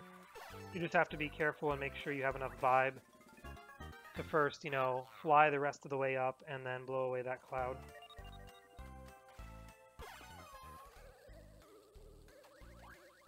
And then you're out of here. And that's the only time we'll see those walruses. Alright. Coming up here. Another tapping rocks minigame. This time they're more like spiky snowballs. And then we come into another luck-based boss fight. The main thing we're concerned about here is similar to the Who fight. Who? I mean who, that's who. All you jokesters out there. And the issue is we need to use a whole lot of rage to like melt the ice that the boss is encased in. 5 times basically, we're doing that. That's the whole process. But we end up using our entire vibe meter over the course of 2 hits. So we need to hopefully get some good vibe drops so we refill as fast as possible. You see there's the first hit. And we're already down half a meter. And here comes hit number 2. Alternatively, we could possibly like turn vibe on and off, but like spamming it so many times would make it so slow that even though you conserve vibe, you'd lose so much time turning vibe on and off that it wouldn't matter. Duck to avoid that ice beam, and now he's going to shoot some icicles up out of the ground. And here's where we pray to the RNG gods and hope that these crystals have a lot of vibe in them. And they do. We are maxed back out. This is good. Now we go on to phase 2, where she goes into joy mode, starts flying, but it's still the same process. Unfortunately, I ran out of vibe there. We have to wait for her to drop more icicles. And there's some vibe. And there's the first hit. I'm going to save that little bit of vibe I have left, and hopefully I'll get some more here. Okay, good. We even got some more from some more crystal drops. I'm actually going to grab this. And we should be all clear. So this is actually one of my best Blizzaris fights ever. Or at least in a while, yeah. Definitely. Might be a Peach split, which makes up a lot. No, Barret, wait. No, it was a Peach, wasn't it? No, it wasn't Peach, unfortunately. Actually, I should have realized that a while ago. But it was still, compared to PB, a pretty good time save. Got us 4 seconds back. Alright, Giddy Sky, World 7. This is where the game throws all the death pits at you. And that jump I just made there is a relatively tight window. I can get it pretty consistently, but it still looks like you can barely make it. A little sketch jumpy throw, and then we got this ladder jump, bouncing up from a paratroop up to that ladder. And then skipping some platforming by bouncing off a paratroop is there. Good stuff. Gotta glue him across here. And there's a toad.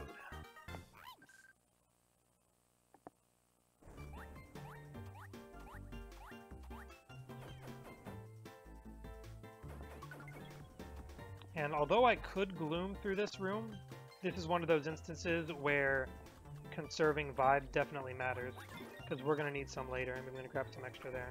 Specifically up ahead up here to the left. Got to get to another toad. That we need to use this windmill to free. And I actually timed it very nice. You saw there, like, I got a head start heading up to the door, and it still opened even though I wasn't spinning the windmill anymore. So like the last little bit of windmill ended up opening it. Which it is possible, like at times I'll go too early and that can screw it up. And then I have to go back and spin it a little more. Couple more somewhat sketchy jumps, but for all the climbing vines this level supplies you with, you end up not needing to use many of them. It's kind of funny. It's like, yeah, these gaps are actually short enough. I'm just gonna jump. You can still see how many death pits we've already seen. This is only the first level.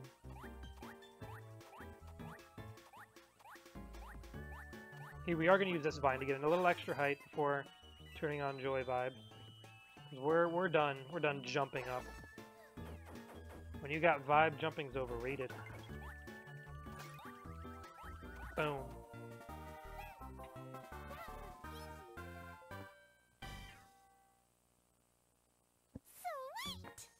Getting ourselves a Peach split there. Moving on up.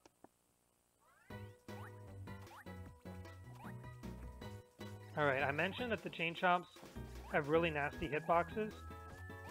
It is possible to use it in our favor here. Let's see if I can get it. And I get balanced and push forward like that. So you see I got a little bit of forward momentum being pushed off the chain chomp. Which kind of gets me through this room a little bit faster. And here there's more vines that we can hopefully skip by bouncing off of a paratroopa. Right up here. Boing. And this room used to be so terrifying and annoying to me because it involved like having to turn on vibe and jumping on vines, and there's those spiky ball things in the way. But when we figured out that little bouncing off the paratroopa trick, that made this, like the first part of this room, a lot less stressful and frustrating. So actually this world is, like World 7 is probably one of the places that has had the most like meticulous routing enhancements to it, because going into this world like blind is going to lead to a lot of falling down death pits. And actually a lot of my runs can die to that. A lot of my runs have died to that. Just not being careful enough coming across a gap or something. Or mistiming a jump.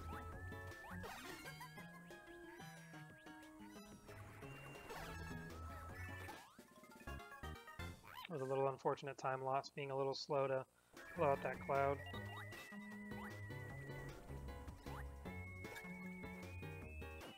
Hammer Bros placement was lucky, so we could bounce off of him and keep our momentum. We're going to wait up here for a bullet bill to spawn to make sure so we don't get hit by one down here. And see, just like that,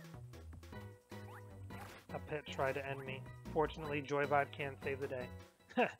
You saw the screen faded there. There was one last bullet bill trying to get the best of me.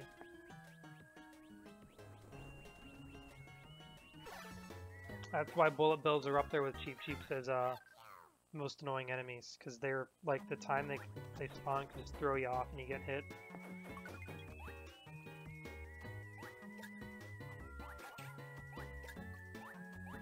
Those parachuting bob-ombs are actually pretty annoying too, to be honest.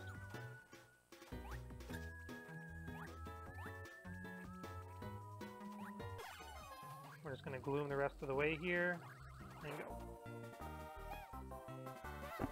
Another star. It's pretty hyped to see, but doesn't really affect the run. Sweet. Getting them peach splits. So here, you can see there's one of the Hammer Bros from Super Mario World there. And we got some Yoshi's Island Ravens. Ravens that are also featured in the N64 Paper Mario game. Yeah, this room can be frustrating just because like there's a lot of weird platforms, and glooming here can like not always work out in your best interest. Just because there's like so many enemies and low ceilings in your way that you can just drain your vibe. So we just kind of tank our way through running as best we can.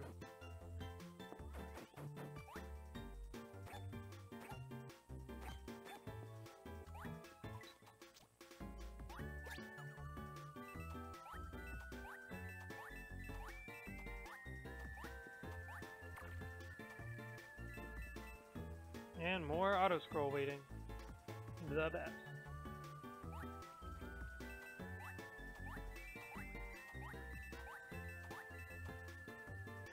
Got these balloons though.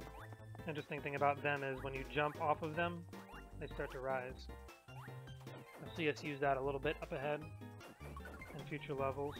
And also actually coming up here in this room. Another vertical room, so we're going to see a decent amount of joy to fly up.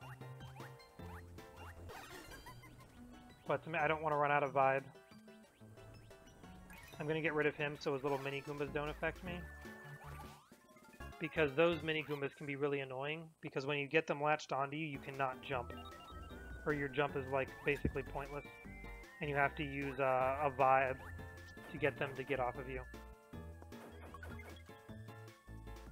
I'm right here. This is the only puzzle piece that we're going to get in the entire route. And the reason we get it is because it's blocking our path. Next Rage Vibe mechanic, Hot Air Balloon, which I think looks pretty cool. I thought it was a clever idea that they threw into the game here. I guess it is kind of silly if you think about it though, because it's just another form of flying that, you know, just using joy could have avoided altogether. But someone thought it was such a smart idea that they just had to showcase it in the run, so they threw in some hot air balloon sections.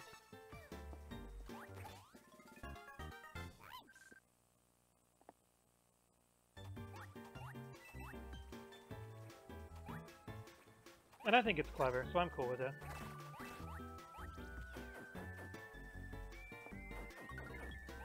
I'm actually gonna eat that guy because I need more vibe here. To go straight up with. I'm not gonna make it. Okay. So we're gonna lose a little bit of time here because I was short on vibe. We're gonna lose a lot of time here because I fell and we have to redo this entire room now. This is very unfortunate. We're actually gonna... Yeah, we're just gonna go. And do this the normal way, which is gonna cost us a lot of time. This is very bad.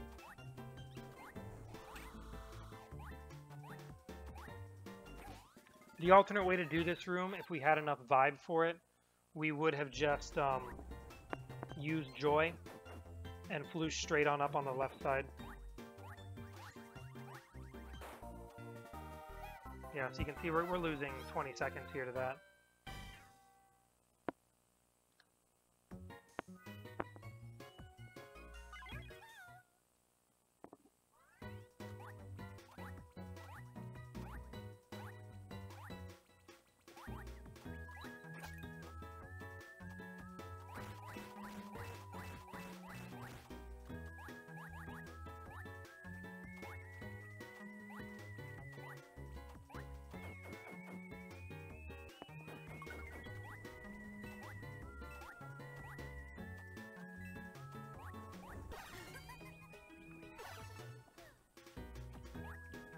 If I play everything else cleanly, it's not like PB's not dead yet, fortunately. But even if it is, it's always good practice to do more runs and keeping on getting these solid sub 220s is always a pretty good accomplishment. Especially because at times I can have like long breaks between running this game, so still having a pretty good consistency, even with some of my breaks, is pretty cool. It's pretty good. This room, if you're not paying attention to the platforms, can be very time consuming. I think my last run, I fell in this room and I ran out of vibe like twice, so I had to restart it twice. I didn't really get the best platforming through there anyway. I had to use joy at the end to, you know, get up, but I didn't fall down and have to restart the room, so probably I'd give that room a 5 or 6 out of 10, or at least my execution through it.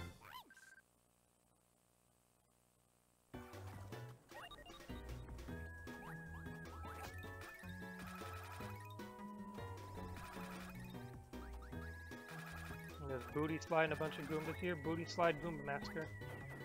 That's what that room's all about. And one more hot air balloon section coming up. And obviously, because we're, you know, using Vibe, this is consuming a lot of Vibe, so they give us some crystals on the way up that you need to make sure to... You need to grab majority of them. I believe that skipping 2 ends up making it impossible to get up. But I always try to aim for getting all 3 so I have optimal vibe amounts leaving the room.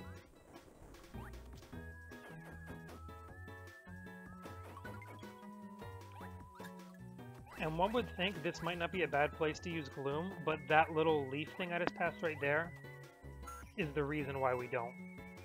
Because if we did, we would have watered that little thing and it would have grown a beanstalk and we'd have to watch a cutscene. And that can just be the worst kind of time consumption. Completely stuck in place watching a cutscene. I actually did have one... Well, I wasn't during a run, I think I was just playing casually, or like practicing or something. And going for that, actually, like watering that beanstalk completely froze my game. Like the music was playing and it tried to show the cutscene, but it failed to like start it or whatever. A little bit of time back on that stage. That's good. Alright. This stage has some pretty solid strats here. So getting damage boosted out of that Gloom was completely intentional. Save some frames. Then here, we use Joy to blow this out. And we need to grab a guy to get some vibe back. And get this Toad. And if I get it right, we have another damage boost coming up here. You fly over the first guy. Slide some more, and we take damage from that hammer, and we use some iframes and just dodge that last hammer bro all together, which is great. Now we're low on vibe, so we actually need to grab some of these guys to refill. There's one more Goomba I can grab down here. And now it's a lot more joy coming up. Literally coming up, because we're going up. Up, up, up. And you need to make sure you have enough joy to blow out that cloud and fly back up into that spot, because you can see that platform that would have normally gotten us up here was heading back down, so we would have had to waited for an extra platform cycle there. And we do get some more vibe from a crystal there, as well as another one up ahead, I believe, right here, maybe? No, it's not there, just kidding. Getting some places mixed up. But yeah, so we're back up on our vibe amount, which we're going to need coming up too for more flying straight up. In a windy room here, we got the wind behind us. That's good. We need to use this Goomba to hit that block. And it's possible for a bullet bill to spawn at the worst possible timing so that it, like, gets in your way and prevents the Goomba from hitting that block. And if you do that, you have to sort of drop down on your own and hit the block and fly back up. And that, of course, is just horrible. I never want that to happen. But this has been a pretty clean 7-5 for me, which I'm very happy about. Another auto-scroller submarine section. I'm going to take the secret bottom path. You like barely have like enough time to get down here. If you press A once to try to swim back up, you probably would get smushed by the wall and have to restart the room. I barely blew into the mic in time. And by blow into the mic, I mean rub my thumb across the DS.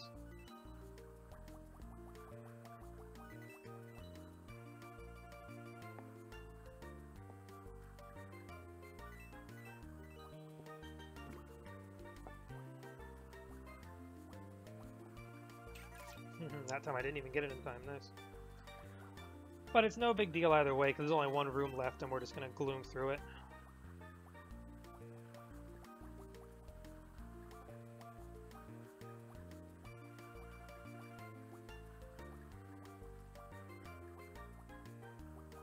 There we go. It's glooming time. Boom. And we're going to get a lot of time back here. Alright, another boss, another minigame. This time, back to trampolines. And usually what I try to do is go up to the next visible trampoline every time, except this one exception. I go to this lower one, and now on this last trampoline I try to go straight up to the end. Unfortunately I didn't bounce high enough, which happens more often than I'd like. So we lost a little bit of time there. But we're still cruising pretty smoothly. Just lost a little bit of time to some trampoline spring. Honestly, the height, I don't know why it didn't work. It almost feels like RNG, even though I'm pretty sure it wasn't. It's just sometimes, even though I pull the stylus all the way down to the bottom of my touchscreen, it still fails to get me full height into the goal ring. This is boss fight if you haven't noticed yet. All about using Joy Vibe to spin this guy's head until he's dizzy because we completely screwed his head off. Boom. And then he goes into gloom form, where he just starts crying a bunch, which is the ultimate defense mechanism. And he makes that cloud go away. And the boss fight changes 0. It doesn't change. Except now there's no clouds, so we just have to be a little more resourceful getting our hits in.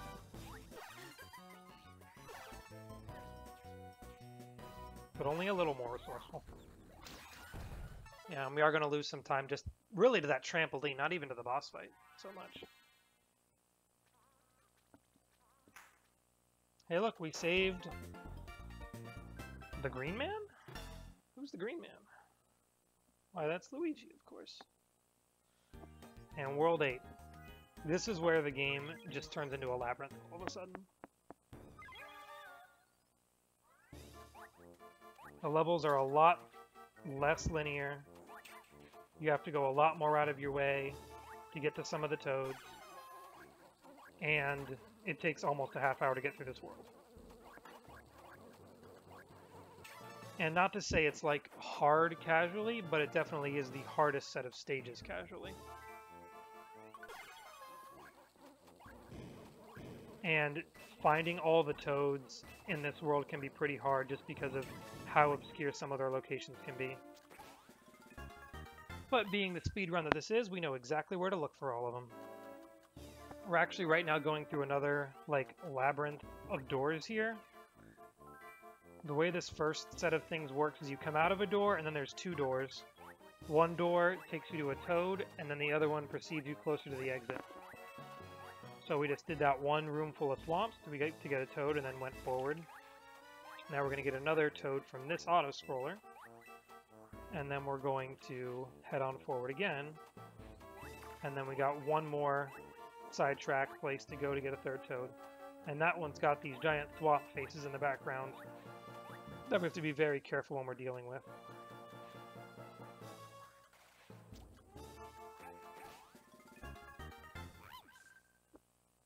And you'll see why when we get there. So now we go back to the labyrinth of doors, and we go left to get to the swamp face. And here's the first one. So you see how there's these statues of Peach? In order to avoid getting eaten by the swamp face and have to redo the room, you have to match the pose that the statues are in while the swamp has his eyes open. And if we do all of these rooms correctly, which I didn't, I'm going to get eaten here because I'm not ducking. If we do it right, it is possible to get through all 3 of these rooms with the swamp only looking once. Unfortunately, we have to do twice in this room. And we even almost took damage, which would have knocked us out of the pose and would have cost us even more time. But yeah, this is actually, just because of, like, this room makes this level a place where you can lose a lot of time. I'm going to play it safe. I almost get it by a hammer, would have killed the run. Or at least killed the stage. Okay, we get through that, and here's the last toad of the stage. So now we just got to make a beeline to the end of the world.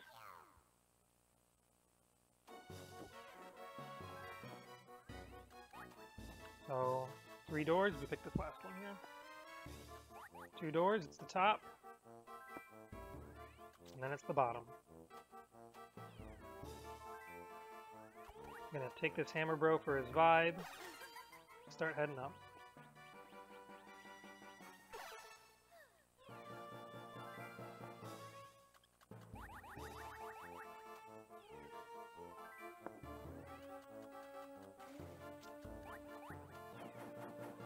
And then we got another one of these gravity rooms. I don't know if I actually talked about them in World 3. I think we only had one in World 3, but yeah.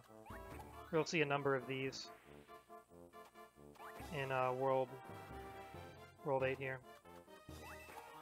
And it is possible to joy through them and fly through a bunch of it, but unfortunately, since I had to use so much vibe earlier on for those swamp face rooms, I had to wait for all the rotations to happen. So we're going to get pretty close to tying our PB here.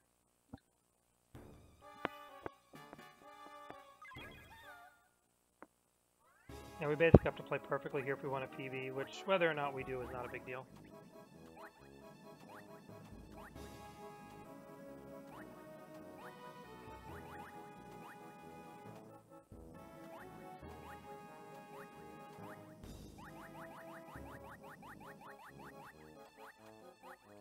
So this autoscroller is tricky in that, all of the moving platforms you need to use sort of have a one-and-done functionality to them, where they'll come down to pick you up, and if you don't get on, there's not enough time for a second cycle for you to hop on it, because the screen's already scrolled up too much.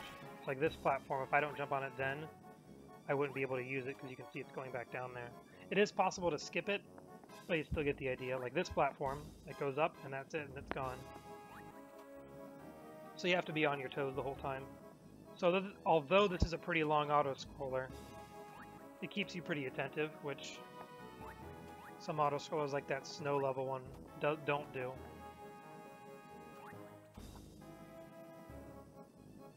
And obviously you don't want to fall off, because you'd have to redo this entire auto-scroller again, which not only would be boring, it would be very time-consuming.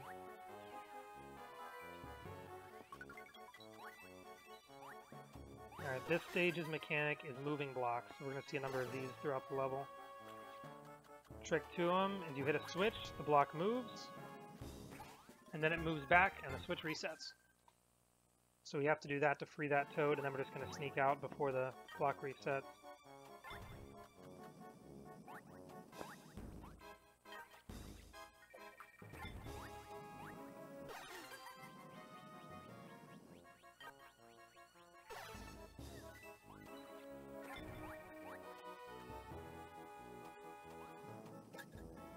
Tight squeeze there, but you got to do that to get your way out of here. Another swamp room that we can fortunately gloom through to go a little bit faster. And because we fell, just joy vibe and save it.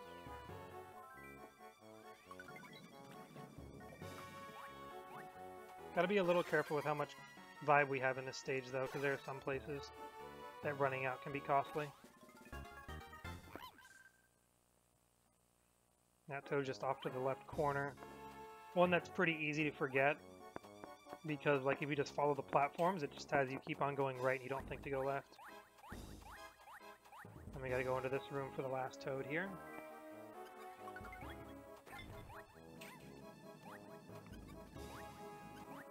And you'd think, why can't you just joy straight up here? Why'd you use that moving block? And that's because we're joy blocked again by those little sphere guys.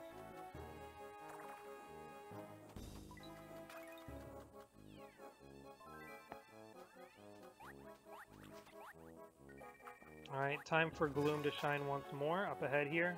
got a ball and chain that you gotta charge into 3 times, like kapow, to break some blocks.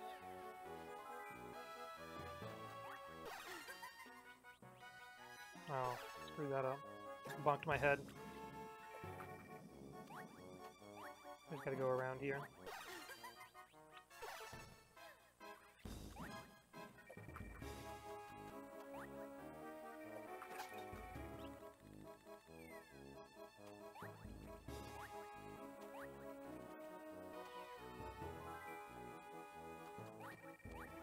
We're getting a few minor slip-ups here and there. Unfortunately, though, minor slip-ups in World 8 tend to be the most costly of mild slip-ups.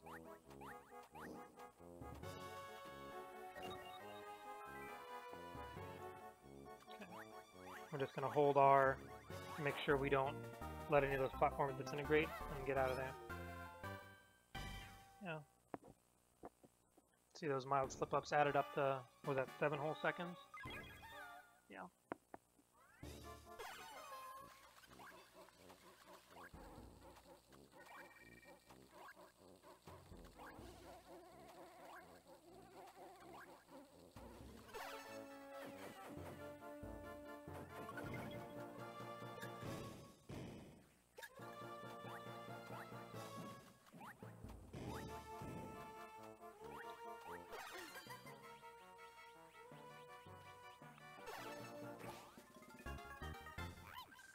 We just use Joy there to kind of skip a little bit of around the back platforming there to get to that toad.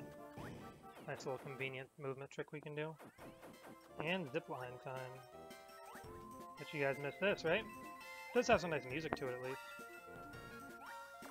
And like you noticed, like this, the whistle note, the whistle instrument doesn't start playing until you're on the zipline, which is a kind of a nice little feature.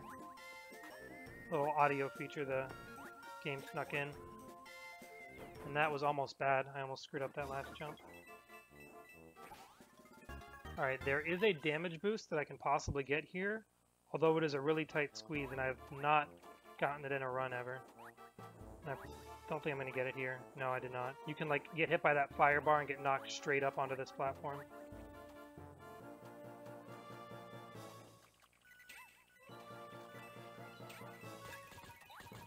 There we go. We needed 5 drops there so we can do another one of these ball and chains.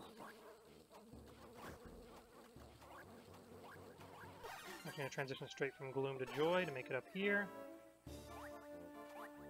And we actually made it on a good cycle on those spike platforms. We have enough vibe to start glooming through this.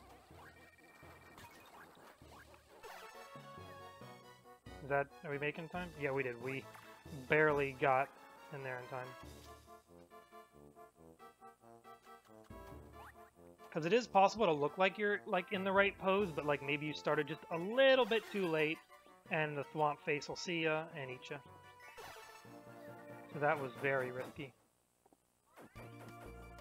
Yeah, World 8, the game also likes to throw all the gimmicks at you one last, well, not even one last time, like 3 or 4 last times. Because we see like a number of submarine sections. We're going to see some more zip lines still. The game's like, we're not done with you yet.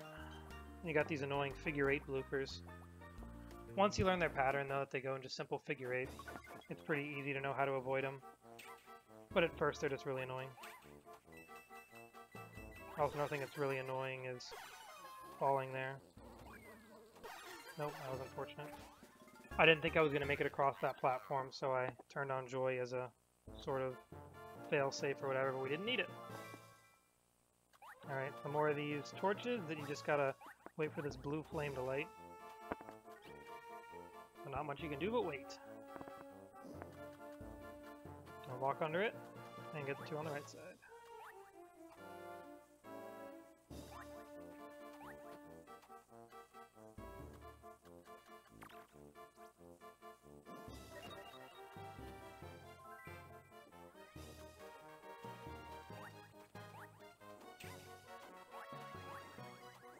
We out of there.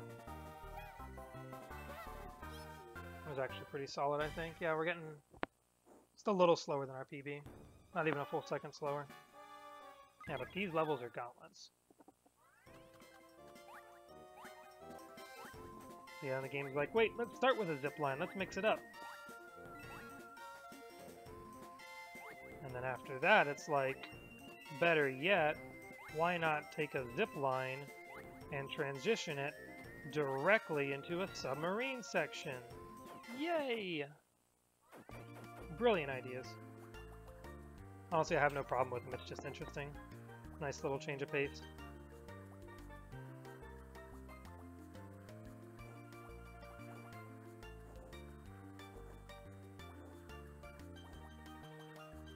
And then we got the next new enemy. Let's throw in the second to last level, which are these annoying claw grabby things. That if you like get stuck in between them when they clasp like that, they grab you, stop you in your tracks, and possibly damage you if you don't like press a bunch of buttons to get set free or whatever.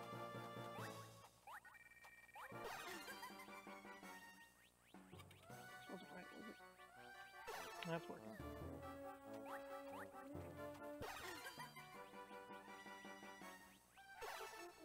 See, there's an example of using Joy Vibe to just skip a whole bunch of gravity room rotation.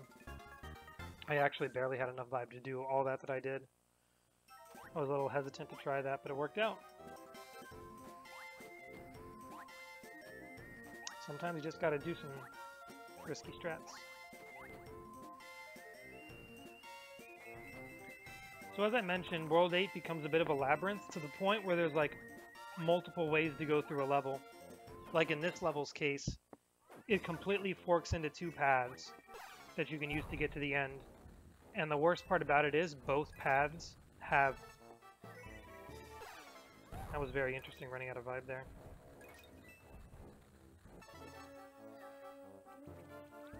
That was very interesting. I got very distracted by what just happened there, but we still made it up here. But yeah, so because it forks into two paths like that, we actually right now are going backwards on the second path to make our way to the third toad. Which can be a little like frustrating and seems like kind of silly game design, because that means you have to take both paths, or at least take parts of both paths. But then, so it sort of eliminates the point of you getting to choose which way to go, because you have to go every way. But it makes for interesting route optimizing for sure. But the game does, like you saw, was able to backtrack there. That is a feature that is basically in every single stage of this game. You can always backtrack to, like, in most cases, to the very beginning of the stage, no matter how far you get in the level. So if you just maybe missed a toad, but you don't want to start the level over to find out where, you can just, you know, keep running back and forth till you find it. That's not always convenient speedrun-wise, but casually it probably is more interesting, more fun that way. I'm surprised I lost that much time there. Alright, last stage here. It's probably from the hot air balloon section. Last level here. Another one that forks into different ways. What's going to happen? After this room, I'm going to end up in sort of a hub room that's going to be branching into 4 directions. And each direction is going to lead to one of the 3 toads and the exit. So we end up needing to go all 4 directions. And we actually spawn in like the middle bottom of the room, and we have to go to the 4 corners. And I typically start by going left here, so off we go. Bottom left. We've got some annoying claw grabby guys here. If we spawn them high, then we stay low to avoid getting grabbed by them. Same here, hopefully. We spawn them high, stay low. Fortunately, we walked off a cliff to avoid getting grabbed. One last time, spawn them high, stay low. Unfortunately, they're hard to avoid and also avoid the normal obstacles of the stage. But we made it through pretty nicely. So the fact that we're low on health here is not a good sign. There is some hearts we can get here, though, so we're going to stop and grab them. Because we have a lot of stage to get through, so we want to Conserve our health and avoid any unfortunate, dangerous mishaps. Having some platforming trouble here too, also. And there's the first toad, finally. So all that work just to get one toad.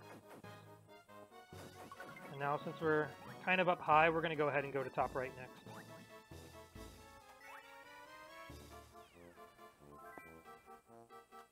And we got torches.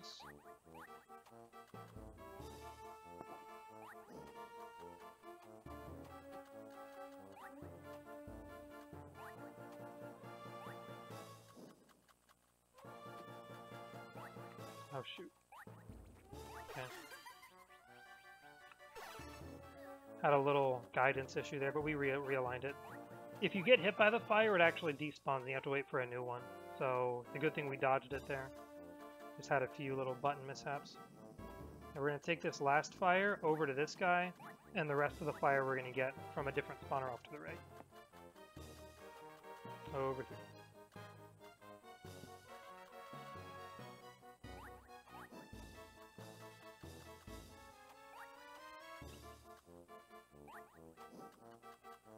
We're going to try to sneak under the fire like that to avoid getting hit by it and despawning it. I'm going to grab this heart to be safe. And one last Thwomp Face room up ahead here. His cycle's actually slower too. It takes him a lot longer to open his eyes in this one. So with this pose, it looks a little interesting. It looks like you need to be jumping. Specifically, you need to be in the descent of your jump, though, so you have to be really careful with this one. It is possible to get in without being inspected a second time like that, but I didn't want to try anything too risky right now.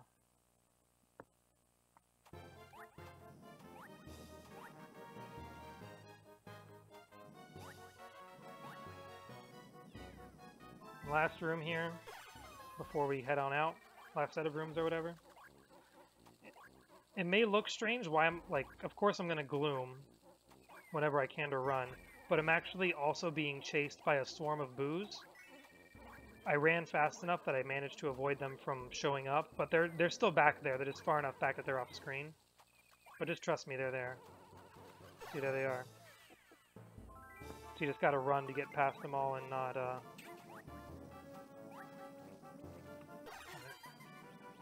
not get hit and have to restart the room.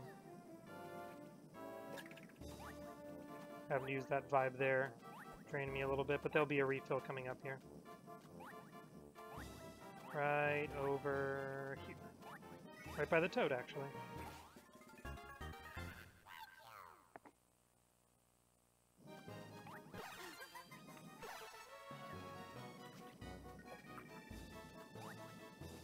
And waiting for platforms can be slow, so I'm just gonna use my vibe to get up here. And now top left is our way out of this hub room to get to the exit.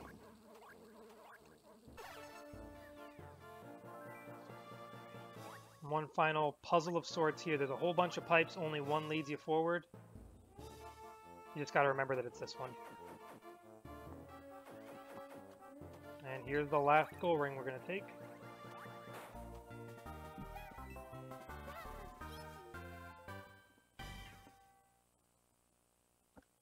Yeah, and that level just has a lot of, like, hitches that can screw you up. That's why I lost a decent amount of time there, unfortunately. So going into the final boss now, last minigame, a lot of boo swiping. And there's 3, like, bosses to this final boss. Like, we actually are going to go through 3 phases of enemies with 5 health. And in terms of difficulty, the last phase ends up being the easiest, hilarious as that may seem. The first one is the middle difficulty, and the second one is the hardest. But that's also relative terms. None of them are necessarily all that bad. The first one we're going to face here is an Angry Hammer Bro. The main trick we're going to do is chase him around with Gloom, and for the most part try to use Rage to hit him. So here he is. So now we're just going to change to Gloom and try to keep up with him. I'm going to go back to Gloom here from Rage. I'm actually going to turn it off entirely, see which way he goes. Okay, I can actually save a little bit of vibe.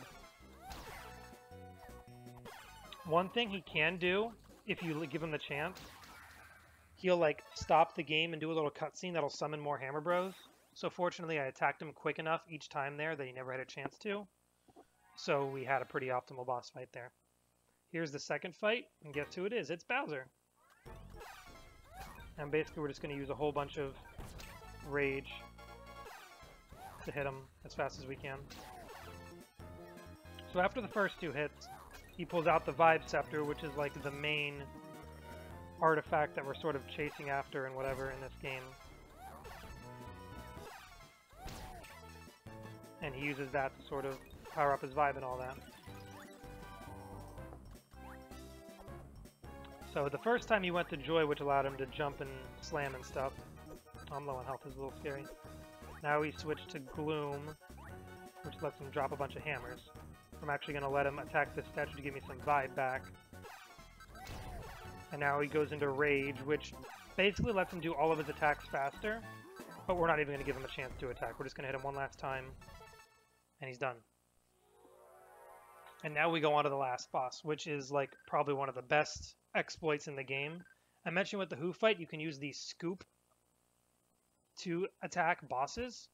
It works on this Bowser fight, and it makes a slow boss where you're supposed to throw a bunch of bombs into his face into a really fast one where you just poke his eye out 5 times.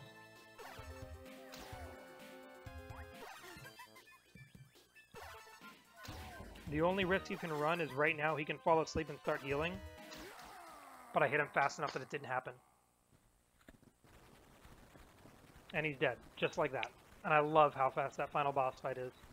It's like after the game drags you for so long, 2 hours, almost 20 minutes, and then right at the very end it just says, you know what? Quick boss fight, we're done. And I actually found out about that accidentally scrolling through the internet. I think I might still have the link open on my phone. Possibly. I've actually left the tab open intentionally just to look at it. Because like people sometimes, you know, ask questions online about games, whatever. This person said, I'm so close to finishing the game, but I can't beat Bowser. I think I've tried about 100 times, but I die just before he does. I've gotten him down to his last 2 lives, but I can't get past there. I use the happy emotion and hit his face, but I keep losing health when I do it. How do I defeat him? And I read that, like I didn't respond to it or anything, but I thought, what the heck is he talking about flying up to him and hitting him in the face? Because the intended way to beat him is every now and then he'll spawn Bob-Ombs, and you're supposed to toss those into his face. So I saw this guy like saying he used Joy and fly up to him. I'm like, what is he talking about? And I ended up trying it, and I tried using like the normal whacking attack, and that doesn't work. You just kind of get knocked back. And then I just happened to press X, the Scoopy button, and he took damage, and I'm like, what the heck just happened? And we saw, oh look, you can hit him like that once, twice, 3 times, 4, and then for a while we thought after the 4th hit you had to wait till he fell asleep, pop his bubble so he doesn't heal like Blooper, and then once he wakes up, poke his eye out again, or if you're out of vibe, use a Bob-Omb. But then we realized, oh, if you're fast enough, you can prevent him from even falling asleep. 1, 2, 3, 4, 5, dead. It's such a great culminating boss fight to just end the game on. Drop the mic, you're done. Awesome. I'll let the credits roll here, get some jammin' tunes. But yeah, that's Super Princess Peach on the DS. Any percent category. In 2:17:17. It's a pretty good time. Usually if you get sub 220, that's a pretty good sign that you're like, you know, good. So if I get like something worse than a 220, that means I'm very rusty and I need to work at it again. But obviously there's a lot more consistency-ness I need to improve on. I need to get better. I think I did a little something wrong with the Blooper fight, because it can't all be RNG that he attacked that slow up. It was at least partially RNG. And then we saw I had that mistake in World 7 where I was supposed to fly up but I fell. World 8 was a little clumsy. I got eaten by the swamp once. But we had some Peach splits in here. We were ahead for a while too. Really, let's see. Yeah, from 5-6. We lost what is that? Almost 39 seconds, it looks like. No, almost 20, no, almost 30 seconds, my bad, I can't math. We would have basically tied PB had it not been just for that fight. Like, it would have been a little worse, actually. But then other mistakes I could have avoided also would have saved it. So, like, a PB isn't free, of course, especially with some RNG features, but, like, I've yet to get a run without at least one glaring mistake. But that's fine. That's how speedrunning goes. You just keep practicing. You solidify one thing. If something else starts screwing up, you fix that. And yeah. So thanks for sticking around for this. Hope you enjoyed the run. There it is.